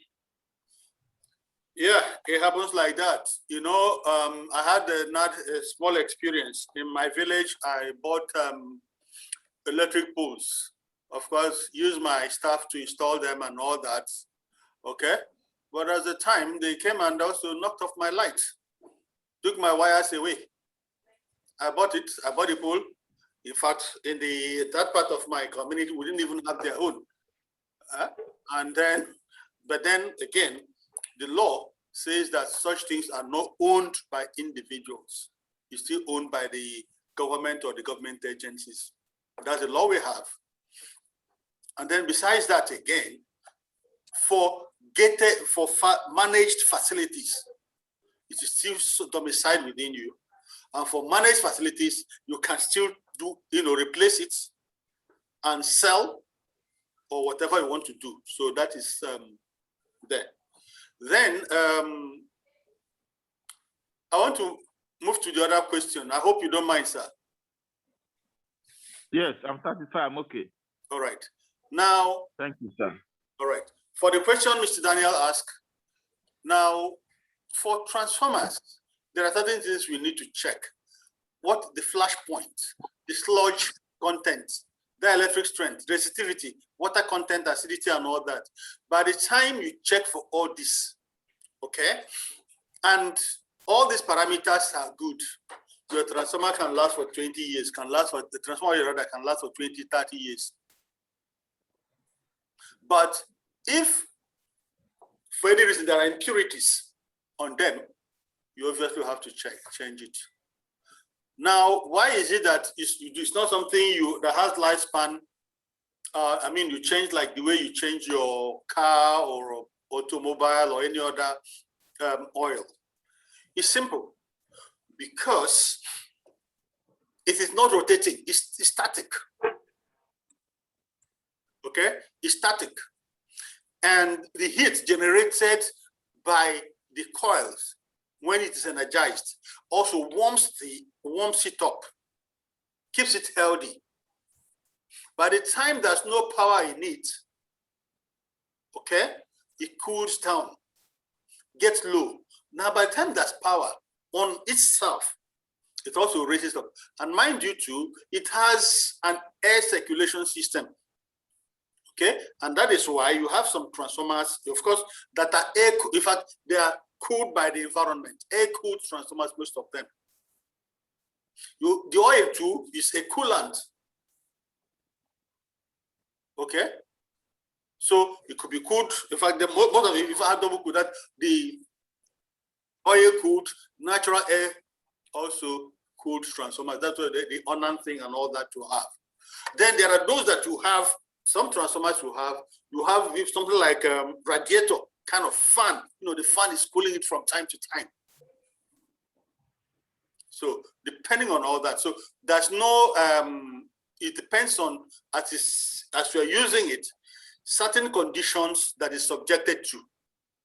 Maybe some impurities that gets in as a result of the way it's installed and all that. That means whether the oil will be changed or not. So that is why each time you service transformer, basically what you do is to take the oil sample for test for all these parameters mentioned here. Are we okay, Daniel? All right, thank you. So I need to do that, I can say, in all my transformers, because I've been running 24 hours power supply for the past 8 years in a particular estate, non-stop. So I think I need to do that ASAP, because I've been topping up some of the oils when I see that it has dropped. And then we have this leakage when it changes color. You know, that is where the transformer breathes through. So I think I need to do that, having learned this from this class. Okay, sir. Fine. So, however, again, to see, sometimes people say, why do you top the oil? You can only top the oil if there's a leakage. Yes, that is what we noticed, a leakage, and that is why that was the reason why we topped the. Now, you don't keep on topping. Much as then why not fix the leakage? No, the leakage was fixed before we did that. Okay, beautiful. Yes. All right then. Okay. Any other question on this? Hello, everyone. Any other question on this, please? Okay, I guess not. Okay, so the maintenance procedures are here and all that. So I think these ones are self-explanatory. Same. Types of tests to confirm basic design expectations, to confirm transformer main and basic criteria. Test is mainly done in prototype units. Routine test to confirm individual unit operational performance in a production lot. Test is carried out on every unit produced. There are some of the details that might not be too necessary for this class, because it will be too technical, and then of course you may never get to meet it. They are designed for those who are actually in core repair and maintenance and even production areas of transformers and all that.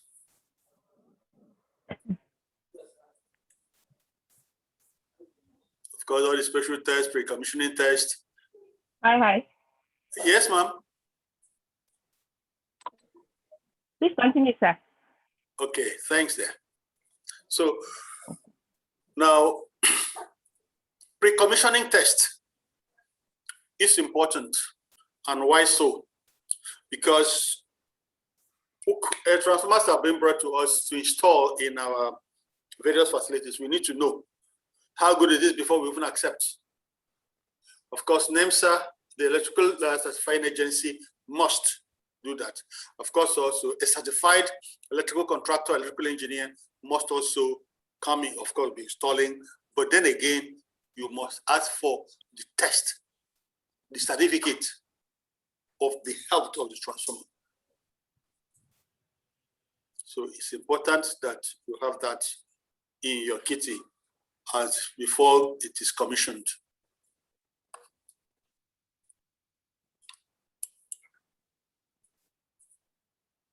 Okay. Okay. All right. So we'll get to generators now. I'm sure a lot of questions will come in generators because all use generators, Abby.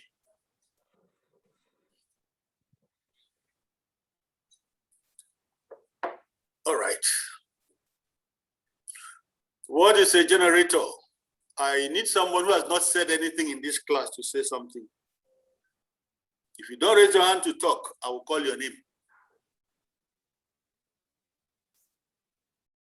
So if you know you have not said one, because you might just be the one I'm going to call now.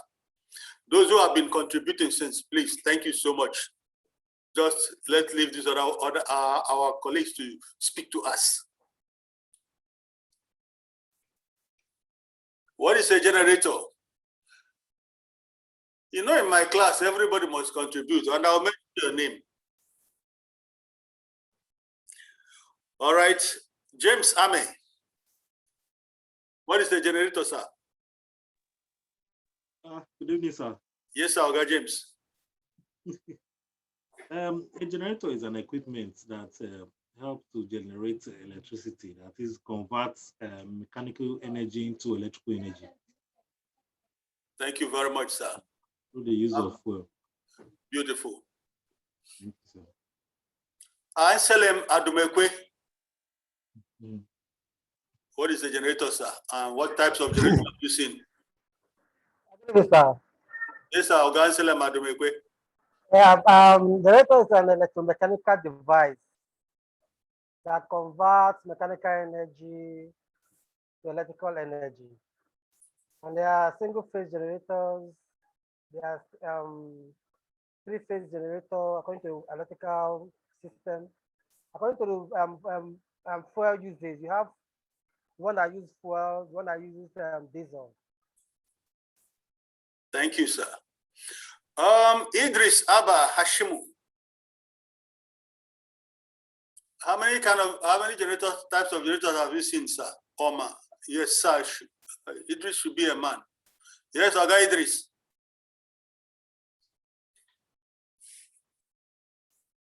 Hello, Idris. Is Idris here? Okay. Juan. Hello, Juan.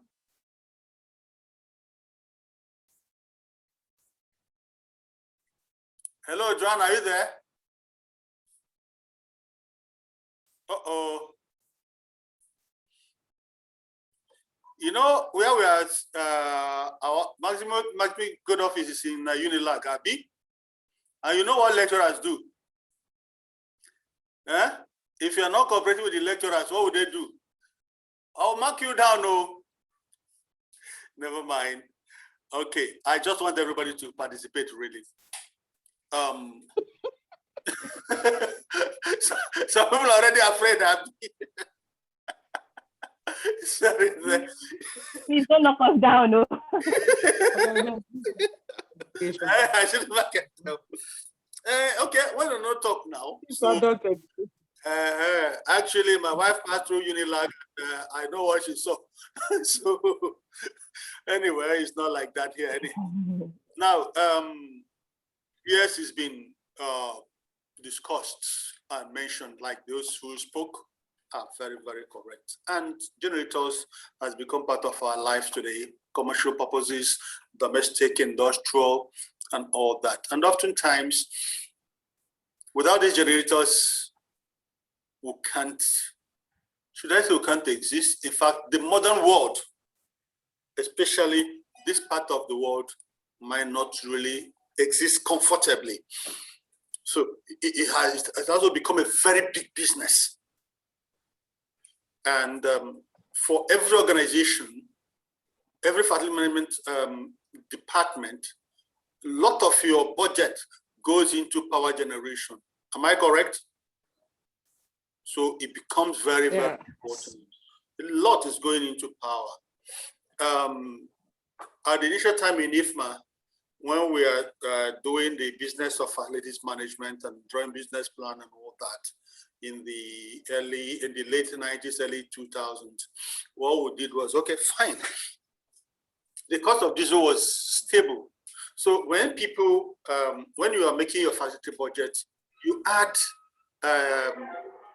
cost of diesel to it. But in less than no time, you find out that if you have your annual budget of 50 million, diesel, fuel, power alone can take 25 million or more. And what you purchase today for diesel is not something you're going to purchase tomorrow. So we need to understand how to manage these things. And there's no organization today that can, you know, in this country that does not have any generator. Not even if you go to pay your electric bill, you see in their office they're using a generator like this at least. The power generation companies also use generators. So that means it's very, very important. And we need to understand these generators, what are involved in generators. Now, there are various capacities and sizes. And for the benefit of all of us, we have a single phase generator and polyphase or three-phase generator. It's also two-phase anyway. But what is more common here are single phase and three-phase generator. Okay, and of course we have the voltages. Of course, ranges from the normal 220 and 415 volts that we have. And every generator has certain. Now, this is a single-phase generator. Are we together? This is this small one here, okay? Close to the one we used to call I pass my neighbor. Good, this is a single-phase generator. Like what the one we call I pass my neighbor. I'm sure we all have had that expression, Abby. Those are small generators that we use. Yes, good. Now, these are the more industrial ones. And now something unique about these ones is that this is a soundproof generator. These ones are soundproof generators. We also have the ones who don't have these enclosures, and they are called basic or standard generators. Now, the soundproof generators are more in use because the noise is minimal. The noise level is minimal, very, very minimal. It's tolerable. You can't use the basic ones in many places except in industrial locations now, that the noise level can be tolerated in industrial zones. But of course, for residential areas, you cannot use anything short of soundproof generators. Now, a generator has two major components. You see, we talked about converting mechanical energy into electrical energy. Now, you have the engine side, the mechanical, core mechanical, which is the engine side, the rotating part and all that in a generator. Then you have the electrical side, the alternators. And you have specialized skill sets to manage these ones. You also still have the ancillary components, auxiliary components in parts that also require specialized people. For example, the starter motor, or the one we call the kickstarter, the charging alternators that produce DC power to charge the batteries, and those wiring, those auto wiring, they are done by the specialist. Some people that specialize in that does the auto electrical systems. They are electricians too, but their specialization is different. Then you still have this other group of electrical people who does rewinding, now that will not take care of the alternators, the internal ones, those internal, the windings, the exciters, the rectifiers, the voltage regulators, what we call AVR, and then of course the panel. And then even the panel too, you have so many other control systems there. And every generator must come, come also with devices. I'm sure when we have a practical class, I'd ask Mr. Paul so that we can now look at the generator and look at those protective devices and how they operate. Now, how do some of them operate? What are some of those things? You have engine overspeed sensors and relays, so that when the speed is so high, what happens? You should bring it down. You should stop it until you rectify the problem why it is going that high. Then you also have temperature sensor and relay. If there's no water, or if the fan is not working, the temperature is so high, if you allow it to run, the engine is going to knock, because there won't be any cooling system cooling the combustion chambers and other rotating parts in there. The oil will be so hot that it will melt. And then every other rubber and plastic within the engine there that is supposed to be under a regulated temperature will now go high and will melt. And now the next thing is and then you can even have explosion on that. So such protective devices is there. Then how about oil sensor device? When there's low oil pressure or no oil at all, or too much of oil, what does it do? It brings this down. It stops the generator, and then on the dashboard tells you, look, this is what has gone wrong. And then when you supply the electrical power proper, and there is overload, it will affect the generator. The overload sensor will activate or actuate and stop the generator. Say, look, I can't carry this load until you come and fix me. And it tells you that this is on the dashboard, it tells you. Now, maintenance of generators requires that all these components must be understood and then be maintained. In addition to the regular, normal, routine maintenance. And what is the normal, regular, routine maintenance? Change of oil, change of filters, change of water, cleaning the air filters and all that. Maybe topping a battery electrolyte, as the case may be. So a proper understanding of the general components of generator important and will actually go a long way in helping us manage our facilities better. So remember, don't forget, we have three-phase generators, we have single-phase generators. A generator has two major parts: the mechanical, that is the engine, and of course, the electrical, which is the alternators. Now, what I also have not mentioned about the engine parts, because of course, I did both mechanical and electrical, I a bit quite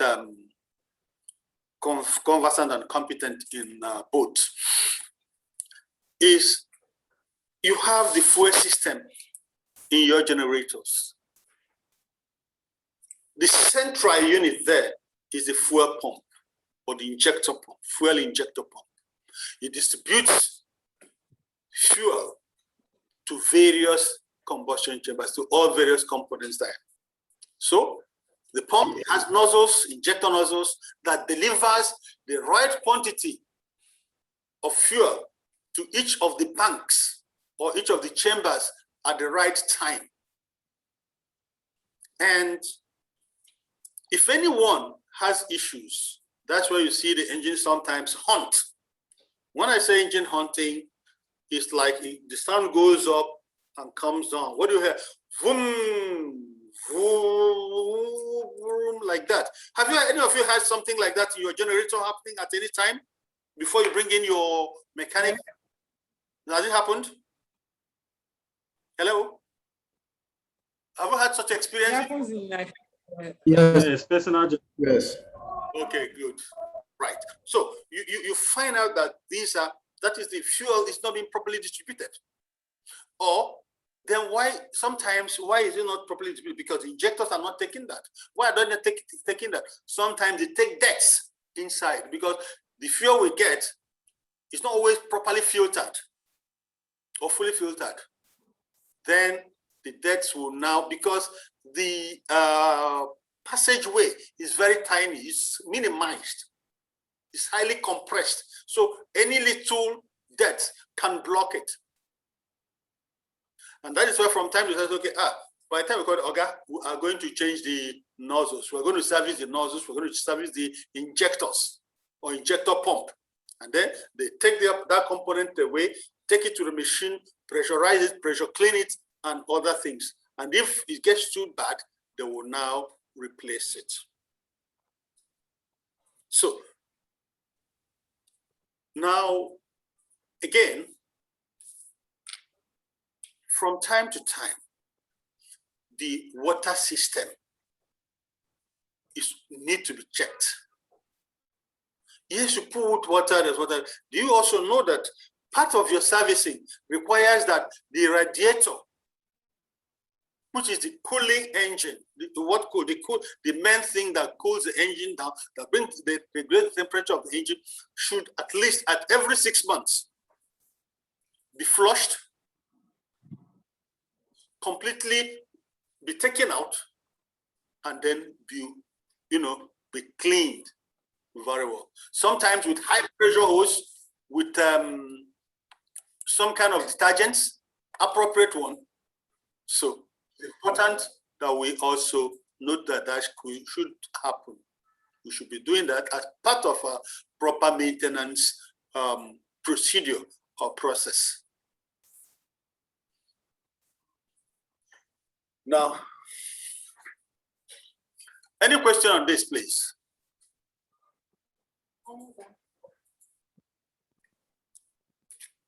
What are you telling me? Okay, Daniel. Okay, I have 2 hands up. Okay, fine. Please speak up. The first hand. Okay, Ilyasu Adamu. Good. Oga Ilyasu. Hello, sir. Okay, Ilyasu, please unmute and speak to us, sir. Good evening, sir. I greet you, sir. Good evening, class. My question is on this generator, that when you said we should service our radiator. Quick one, I just want to ask, can we use detergent? You know, normally when we service our generator, we use pressure hose with water to wash the radiator of the generator. We wash the after washing the generator, we flush the radiator cell outside.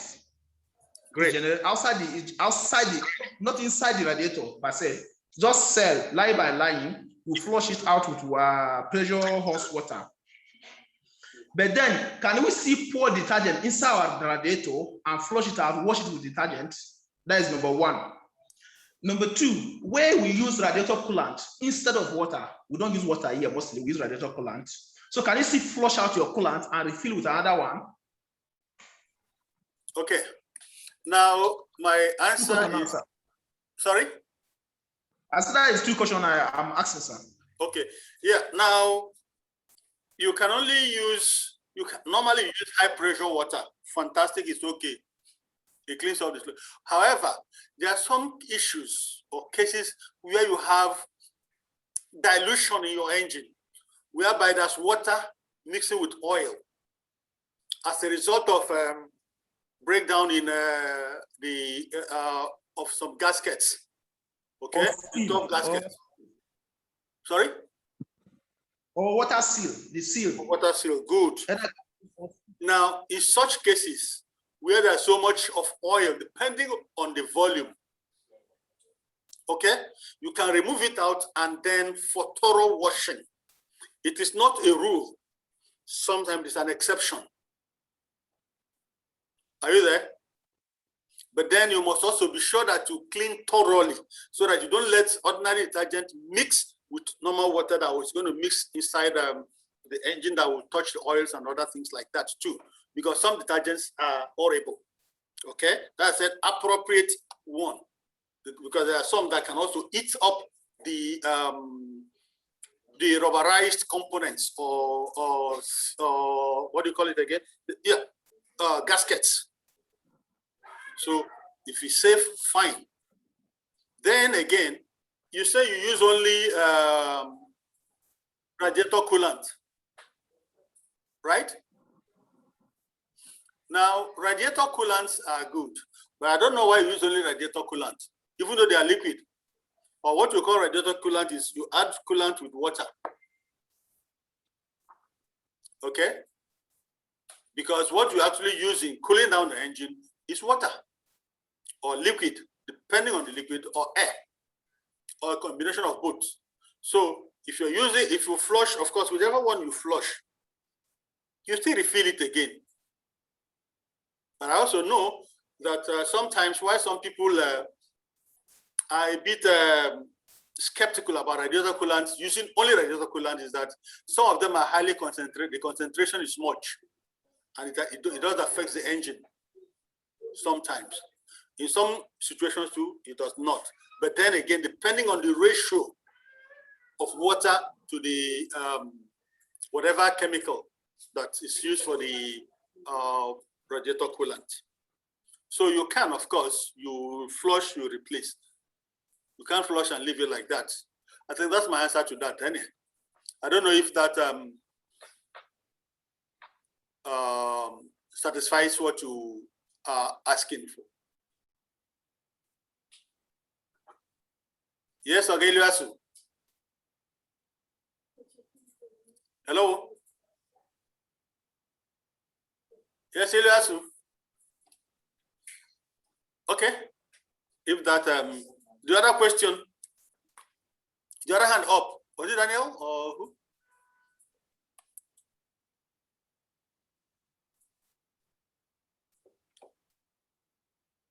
Okay, I think I didn't bring my hand after the last question. That was the reason. Sorry about that. Okay, all right. Then Anthony Obayi. I think I've seen your hand. Yes, Anthony.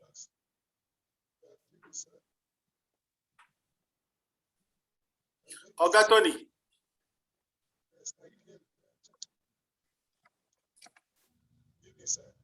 Yes, sir.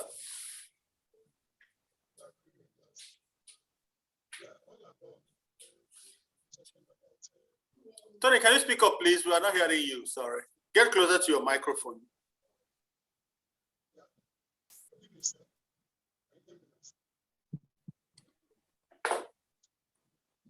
Honestly, Tony, we can still barely hear you, sir.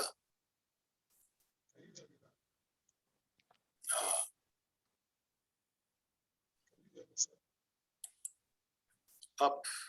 Tony, honestly, we can't hear you, except you can send a message so that we can read it. Okay. You can send a message, please. Yeah.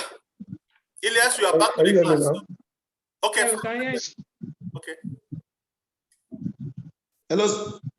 Yes, sir. Tony, we can hear you. Can you hear me now, sir? Yes, we can. Okay, okay. I think all along we're talking about industrial generator, but we have commercial generators. Though you call it, the time date I passed my neighbor. There's one on the slide with a picture that is colored red. Yeah. Oh yeah. I don't think such generator has a compartment for water, and also how do we maintain all that? Because I think the ones we are talking are all these industrial generators used in big companies or used in real big estates. But I, for one, I have just maybe 1 bedroom flat or just 2 bedroom flat, and I need to use this type. What maintenance do I give to such? Okay. Now, that red one, or the I passed my neighbor thing, is the domestic more of domestic, okay? And the single phase, we described it. And the cooling system is air-cooled, okay? It is air-cooled. It is not water-cooled. So that is also entirely, that is own maintenance procedure and all that. Not as complex as the big ones. And of course, you spend more time and energy on things that cost more money. So you maintain that, because spending such monies or bringing out such monies is not always easy. So that is why we dwell more on that and the small ones. That those ones, the management is very, very easy. For such ones, I don't know what will happen to it that you need. In fact, if you want to service that with 1,500 or 2,000 naira or so, you service it, Abi. Yes. So then we're talking about these ones, you spend like 100, 2, 3, 4, 500,000, fix anything on it.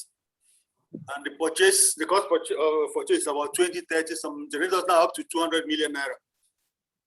Like the 1,000, 2,000 kVA generators and other. These are the areas we're talking about actually, sir. And remember, our facility managers, our services are for more or less the upper echelon.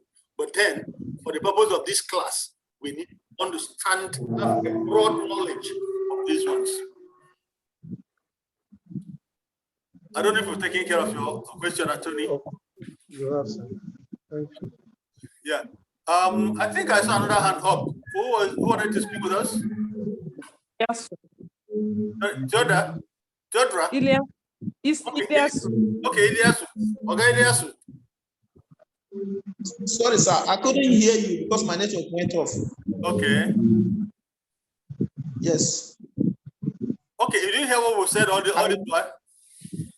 All this while. I just know, as in my question, I couldn't get the answers well because of my network went off. I lost where you were saying that in case if the water mixed up with the engine oil, maybe in the process of where the gasket or water seal got damaged. Okay, so you that's can where I actually stopped. take it From out. there, I couldn't get anything again. My network. Okay, I hope your network is on now, ba? Yes, sir. Okay, good. So there you can use some level of detergent. The right detergent. There are some detergents that are very, very harsh to certain things. Even dry cleaners will tell you it's not all kind of detergent they use for all kind of materials, isn't it? So then the right ones. Yes, sir. Good. There are certain right ones to be used in completely washing and flushing through. And then again, too, depending, because sometimes when that's a mix, the ones on individual cells, these are debts, okay, that block free flow of air, okay? But inside the cells, okay, if there are some clogs inside the cells, these are the ones you can now flush one by one, okay? You now put in your detergent and with hot water, very hot and steam water with those pressures, and then open it to the other end that now goes through all the cells and then should be able to flush it out so that you have proper circulation of water and for good cooling effect. So that can be done. But then again, one needs to also be careful, and then the right technician or the qualified service personnel is one to do it. It's not a do-it-yourself thing, no. Except one have the knowledge and the competence to do that. I hope we're all aware of that. The essence of we doing this, of us doing this in this class is to know if you are doing a particular thing, you should be able to know, oh, this is why they're doing it for me, and so on. I hope we're clear on that. I don't know. Are we okay? Yes, sir. Okay. Yes, sir. One more thing again. Please. So, in case when you are using coolant, how often do you change your coolant? If you are using radiator coolant. Yeah, if you're using radiator coolant. You said that of water should be 6 months. What of radiator coolant? No, I didn't say that of water should be 6 months. Okay. Yeah, I didn't say water. It's something that I talked about 6 months. I didn't say water.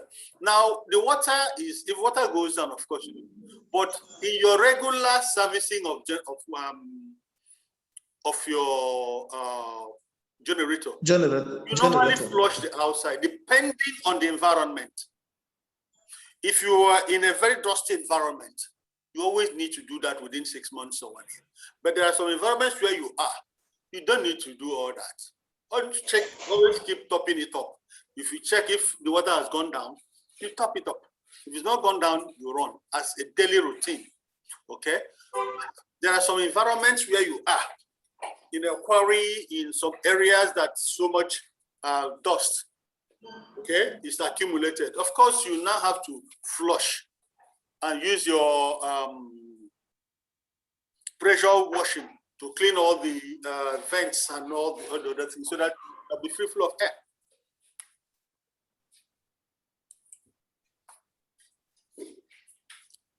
I hope we've answered that, sir. Yes, sir. Thank you very much, sir. You're welcome, sir. Yes, sir. Good. So, any other question? Hello, sir. Yes, sir. No, recently we are seeing single-phase generators being powered with water, gas, biogas. Yeah. What's the configuration like, and what's responsible for changing fuel type? No, you see, every day innovations come. The next day, in some places, in fact, the first time I saw a gas-driven car was in Ghana. I went to somebody in Ghana, and the taxi said, you know the way Ghanaians said, Master Boss, I want to buy gas. I was like, does he use, you know, our general definition of gas is diesel. So you get into a filling station and now going to refuel his cylinder. Okay, even now in Nigeria, there are a few cars that use gas. And of course, biogas and all that are really coming up seriously. We're still working on, myself and my team, we're still working on a project now on biofuel. So instead of using the regular diesel, we'll now talk about biodiesel, biofuel, not the fossil one again. So more and more innovations are coming up. But we're also looking at what has been, what is in the commercial quantity that big organizations use without it, that's been tested, that we can now use seamlessly with minimal or no interruption. So these are some of the things. It's not as though it's not there, they are there. Of course, you have single phase generators, of course, that are diesel powered now. Most of these are Indian engines, even Japanese too, and Chinese engines that are coming up here and there. Okay, they use water, they use a radiator as well.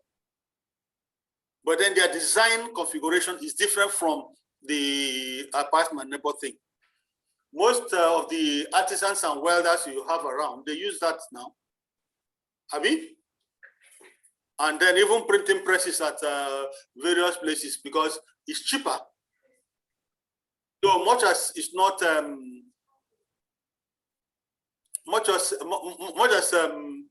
the durability is somehow, but then again, you also find out that people still use it in the interim. So it's okay.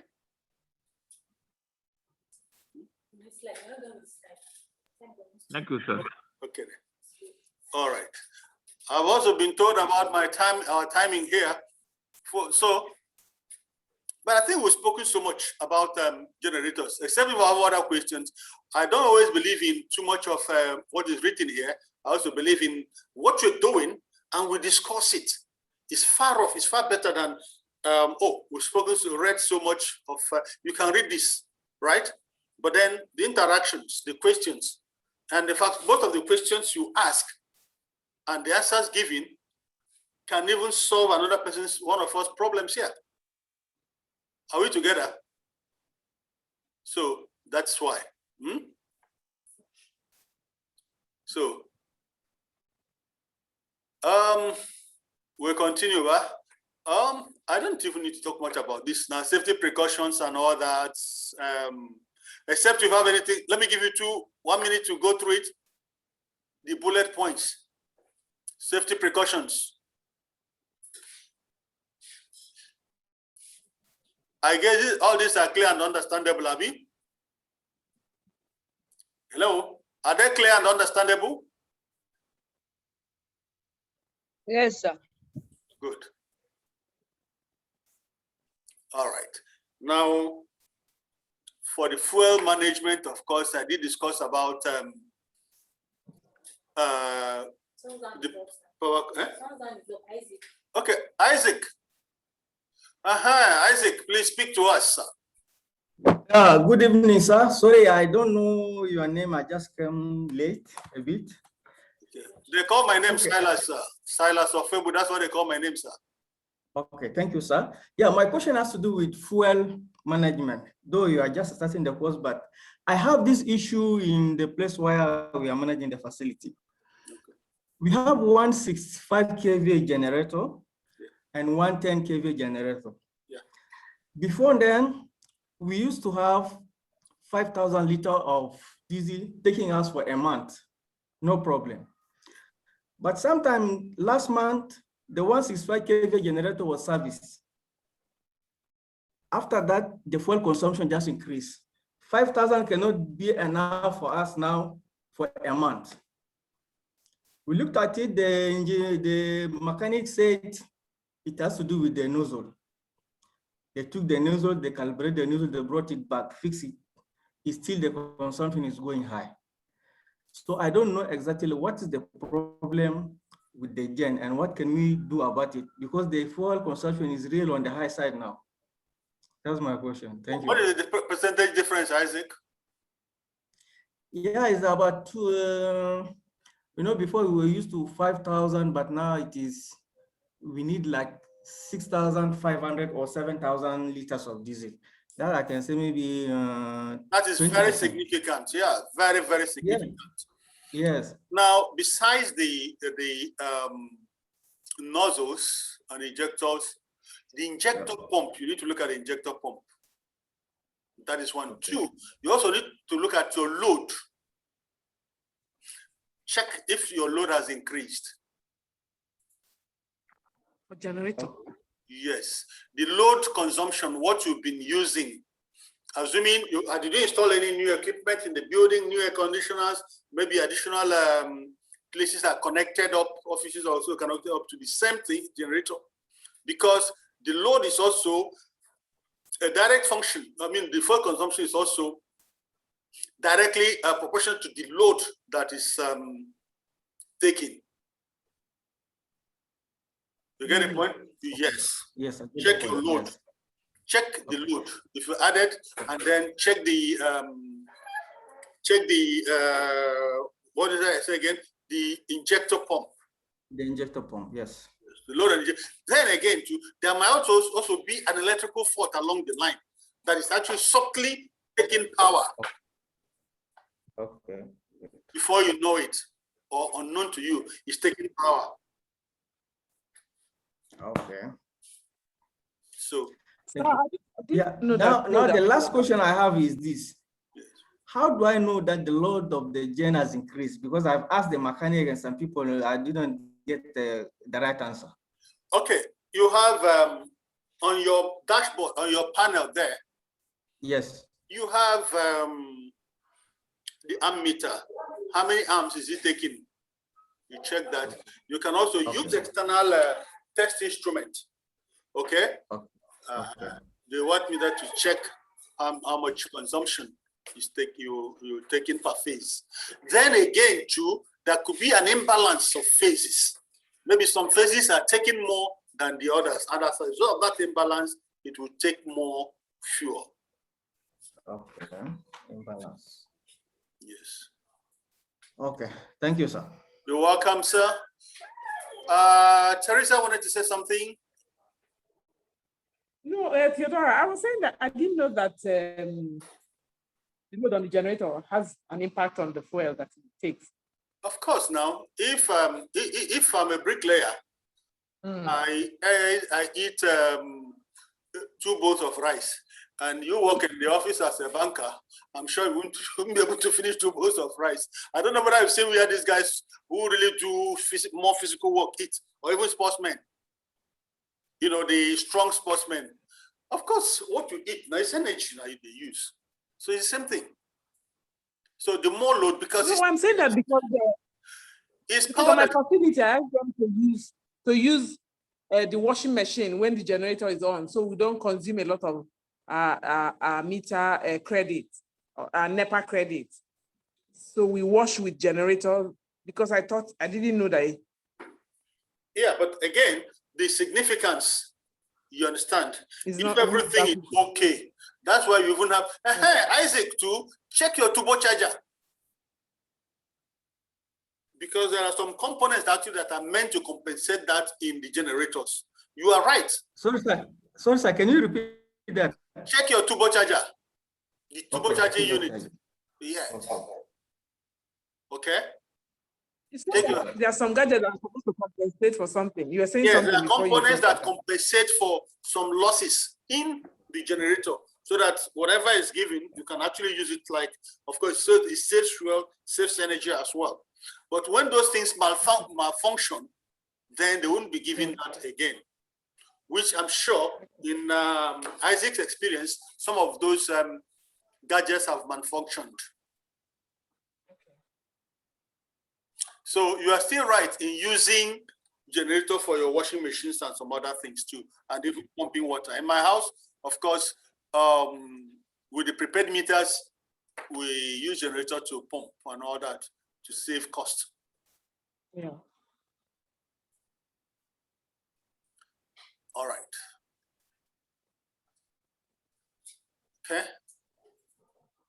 Now, we talked about the electrical components and all that, and then the windings and stuff like that. So I'm sure we don't really need most of this nitty-gritty now. We've discussed it before. Hi. You can see the components in the injectors and all that, the fuel management components, both the fuel pump, fuel injectors, the nozzles and all that, okay? And then some catalysts too are involved. Some of them, sometimes some of these catalysts, when they're bad, it also increases the fuel consumption. So that's what we have here.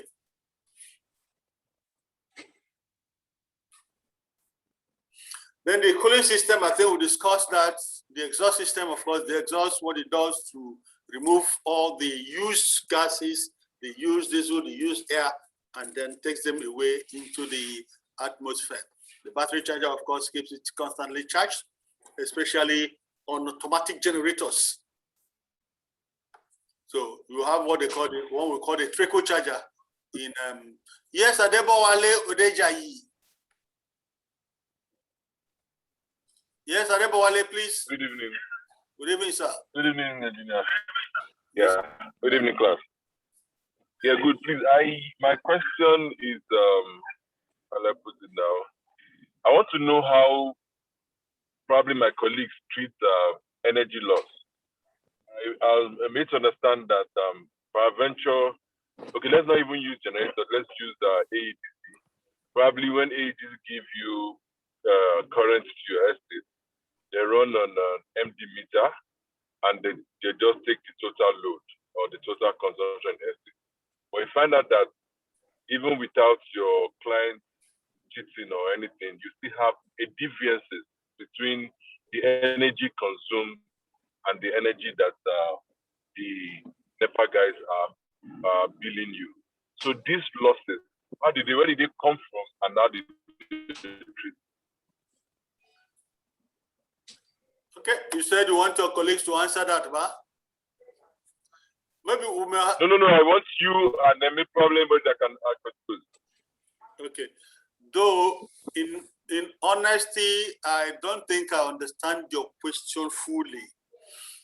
Okay, let me rephrase my question. Please do. My question is, for instance, now you have a facility, and then you are being billed with an MD meter. Yes.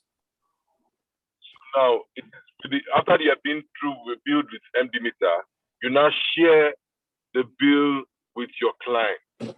Now you find out that the consumption your clients are making, when you add it up, you find that it is not equating with the total that the ADC, that means Abuja ADC is Abuja Electric Distribution Company, are billing you. There's always energy loss in the line. How do they treat energy loss from the line? Something like that.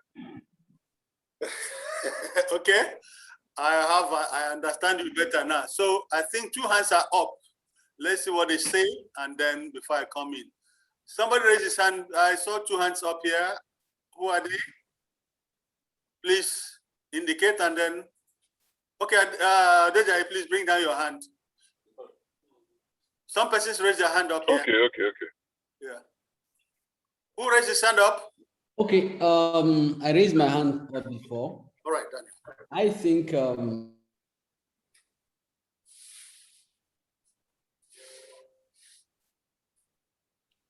are we losing Dan?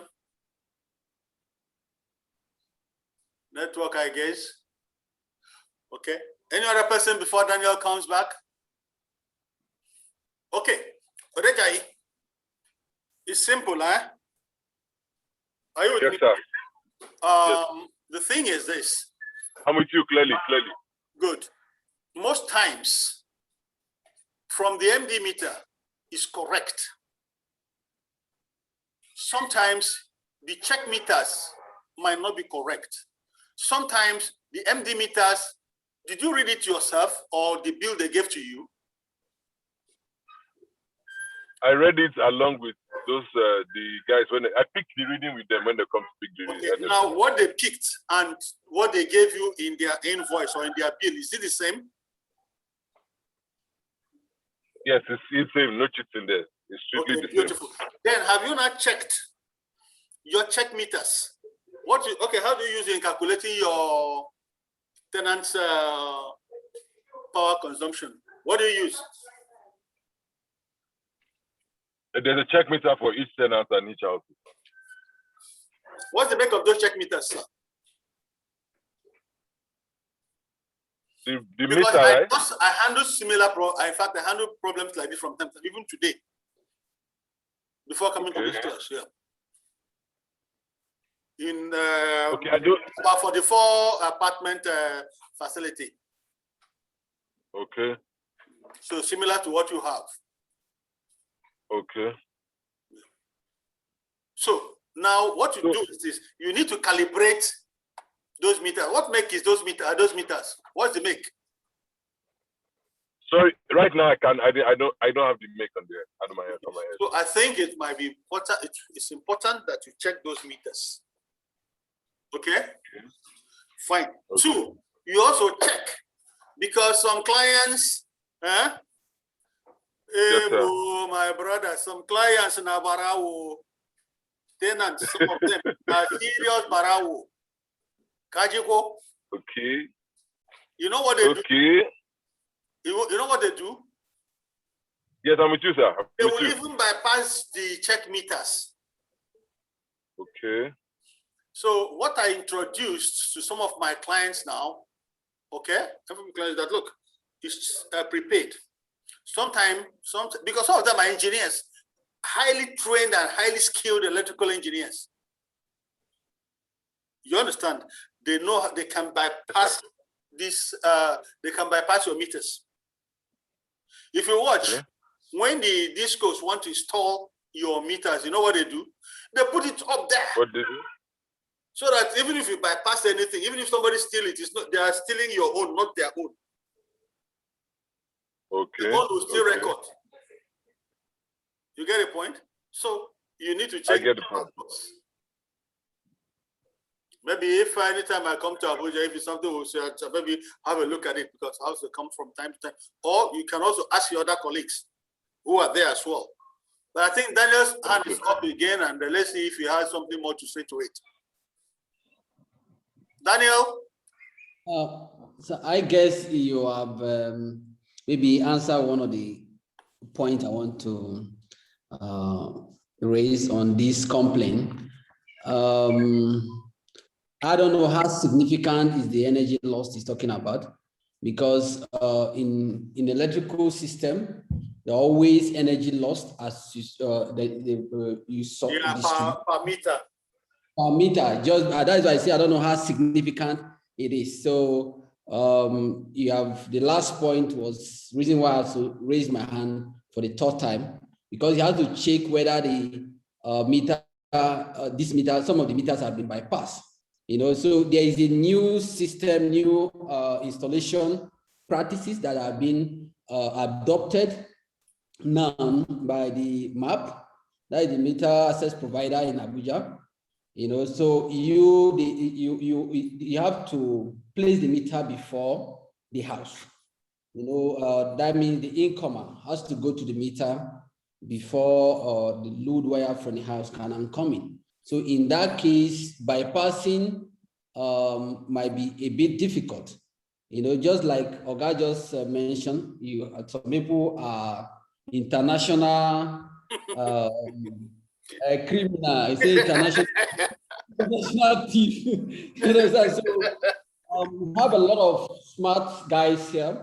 Something that we see every day is professionally done, that you, even if you have to use your microscope, you can't see it until you have to carry out more like load test on the house, you know, maybe face by face and all that. That is a way you can address this problem. Engage, talk to one of these ADC meter engineers. They will address this problem for you. Just a little token, you address this problem. Thank you. I greatly appreciate what you just said. Okay, yes. Thank you so much. So permit me to fly small, because our time is fast spent. Then you can also send questions to the platform, and then we'll also be able to address them. And of course, next week, I guess, where is there's a class, they still have a class next week? Yeah, okay. All right, so, all right then. So let's fly a little for management. And then of course, the timing. I think this is very clear now, Abi. The maintenance procedure and all that, the 200, 250 hours. Sometimes, let me ask, why is it that we can service at 200 or 250 hours? What is the reason? What's the reason? Okay, for 200 hours is because when the generator is still new or the equipment is still very new, we can do 200. But as it's getting older, then we'll move it to 250. Sorry, 250 when it's newer, and then when it's older, we can now bring down to 200. Then, of course, we have the, if we like call it C check, D checks, and all that, what we need to do at various hours. This is also very clear and straightforward. Proper diesel management to achieve total control of diesel consumption, monitoring and maintaining diesel stock, more conversant with consumption pattern and all that. Then, of course, when diesel are supplied, we must check the quantity in the tank before and after, also quality as well. And of course, discern when the good ones are supplied and the bad ones, because the bad ones are not good for us at all. And for quantity, of course, you can always install your, this meter, you can always install that totalizes the quantity that is supplied to you, you know, so that also helps. And of course, we have a checklist, so to speak, what is required for diesel, you know, to know the good ones and the bad ones. And then the grounding system, earthing. A system of circuits that connects parts of electrical circuits to the ground, defines the conductor electric potentials relative to the conductor surface to the earth, and of course, both for lightning, both for electric shock and all that. So earthing is very, very important. I'm sure we see all that from time to time. And then for the non-electrical stuff, earthing is bringing a particular, when there is any fault Instead of that fault to damage anything, that cable or that conductor takes it down to the earth, because the earth, the ground itself, is a very strong resistor of the current. So it resists it and then brings it down. It kills it, so to speak. The same thing happens with the lightning. And lightning is the highest form of electricity in the universe.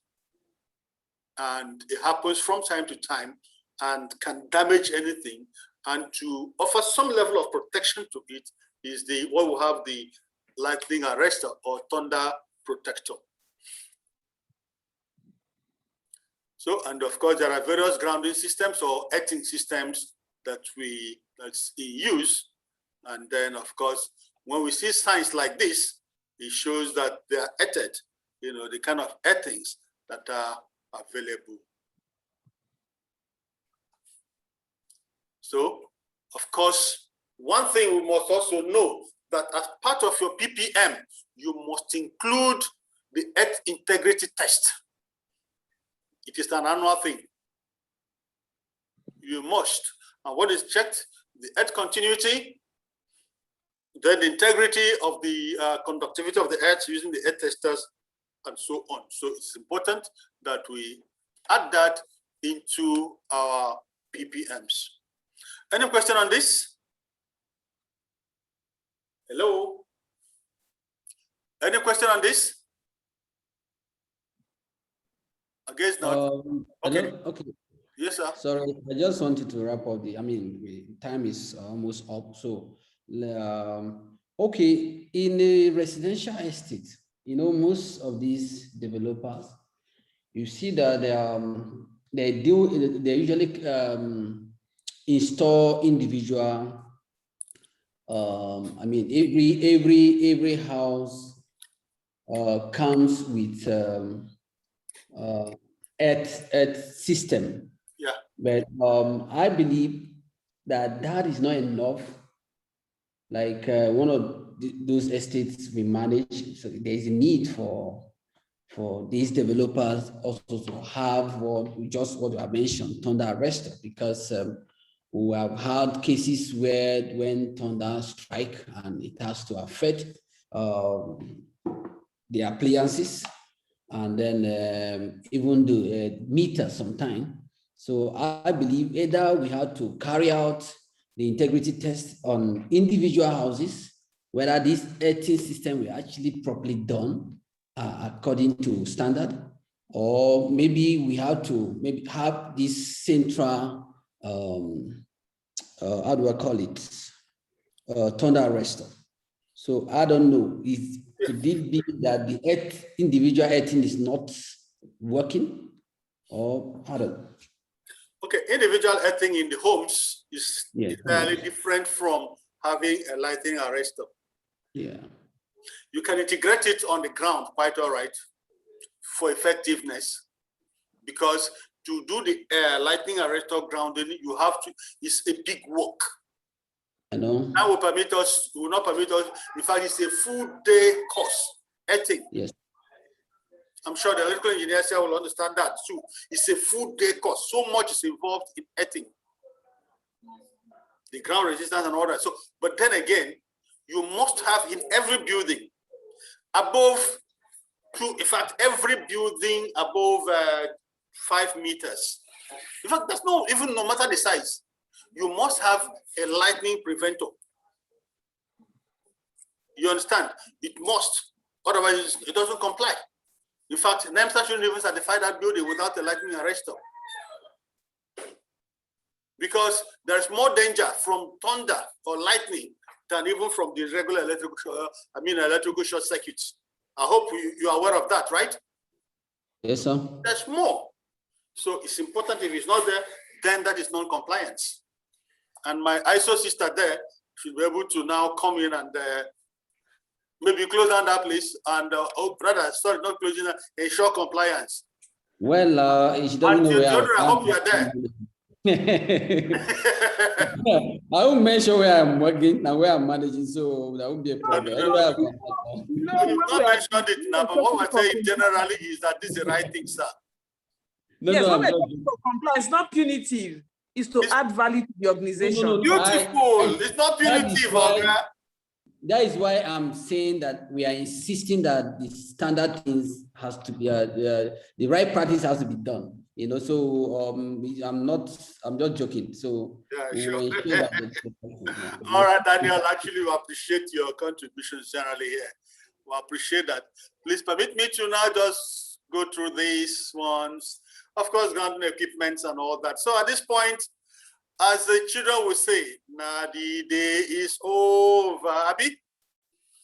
So can we all unmute? Sorry, put on our videos and then see ourselves. Sorry, come and help me put this. Night is drawing nigh. I see you when they went to the school.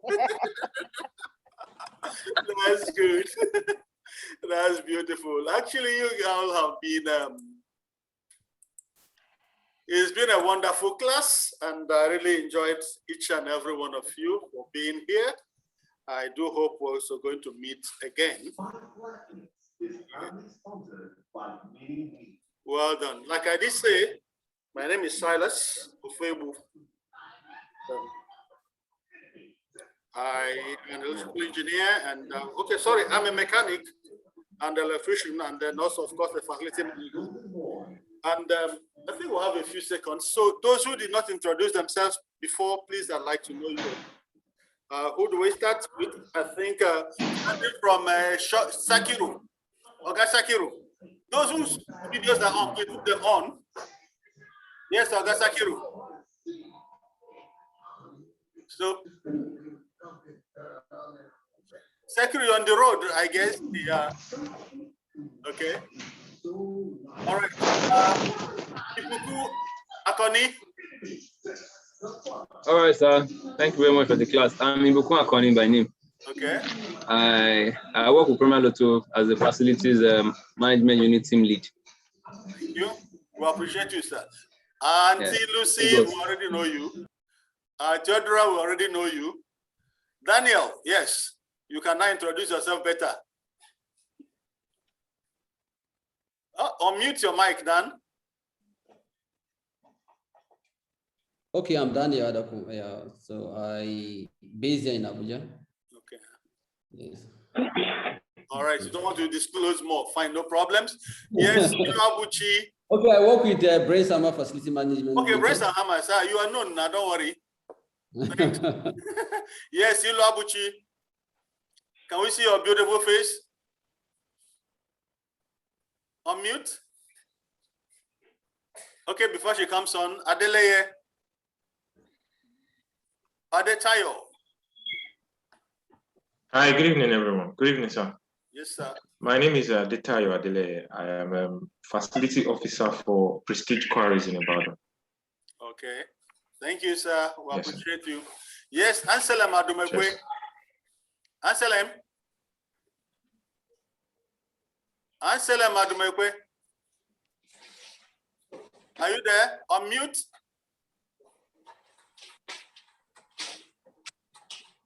Oh, Anselm. Unmute. Okay. Before he comes, Iliasu. Okay, Iliasu. Adamu. Ilias on mute now. Okay, we can hear him. Okay. Okay, Chinyere. Can't get Chinyere. Okay. I'm here. All right, please, let's hear you, ma'am. Okay, I'm Chinyere Guongo. I work with the Standards Organization of Nigeria as a director of standards. Okay, oh, I great. work in the same place with you, yes. All right. Thank you. We appreciate I'm in Lagos. Thank you. We appreciate you greatly, ma'am. Yes. Thank you. All right, there. Ame James. Okay. Good evening, class. My name is Ame James. I work with Trinity Towers Development and Management Limited, Ikoyi. Okay. Okay, Trinity Towers. Okay. Welcome. So we appreciate that. Yeah. All right. Next person. Yes, Shakir. Okay, Shakir, we've introduced. Who again now? Okay. Kefas, right? Saidu. Sefas Saidu. Yes, sir. Good evening, sir. You're welcome, sir. Okay, sir. My name is Saidu Sepas. I am based in Abuja. I work with Brains and Hammers Facility Management Limited. All right. So yes, good to have you here, sir. Many other persons have not called. Please indicate and then tell us. Hey, Tarzan. Kingsley Tarzan. Unmute, please. You know, say your name now. I know of Tarzan when I was a kid. You know, those strong men who are flying and doing everything. Okay. Good evening, sir. Good evening, class. You're welcome. Yes, my name is Kingsley Tarzan. I work for KHN and Modex Services as a facility manager here in Lagos, Lekki to be precise. All right, thank you so much. I appreciate the class. For those who've not spoken, I'm sure some other time we will. One of the things why we introduce ourselves is most times when you are in a class, the best thing you learn, the most important thing you learn might not come from the instructor. The challenges you learn is not academic or maybe help me say this or that. No, most important things will come from the experiences we share. So it's also important that you interact. Essentially, networking is it. What might be a very big challenge to you is just a very simple thing for the other person.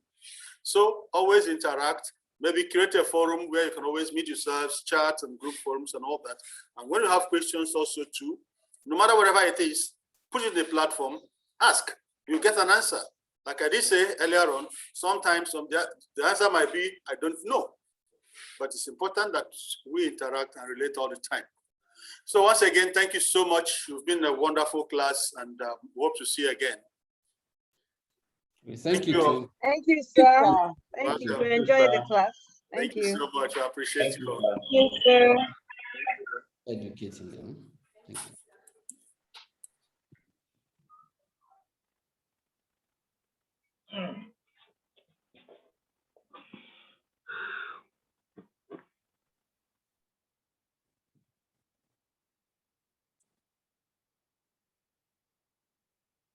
Prefect, can we go?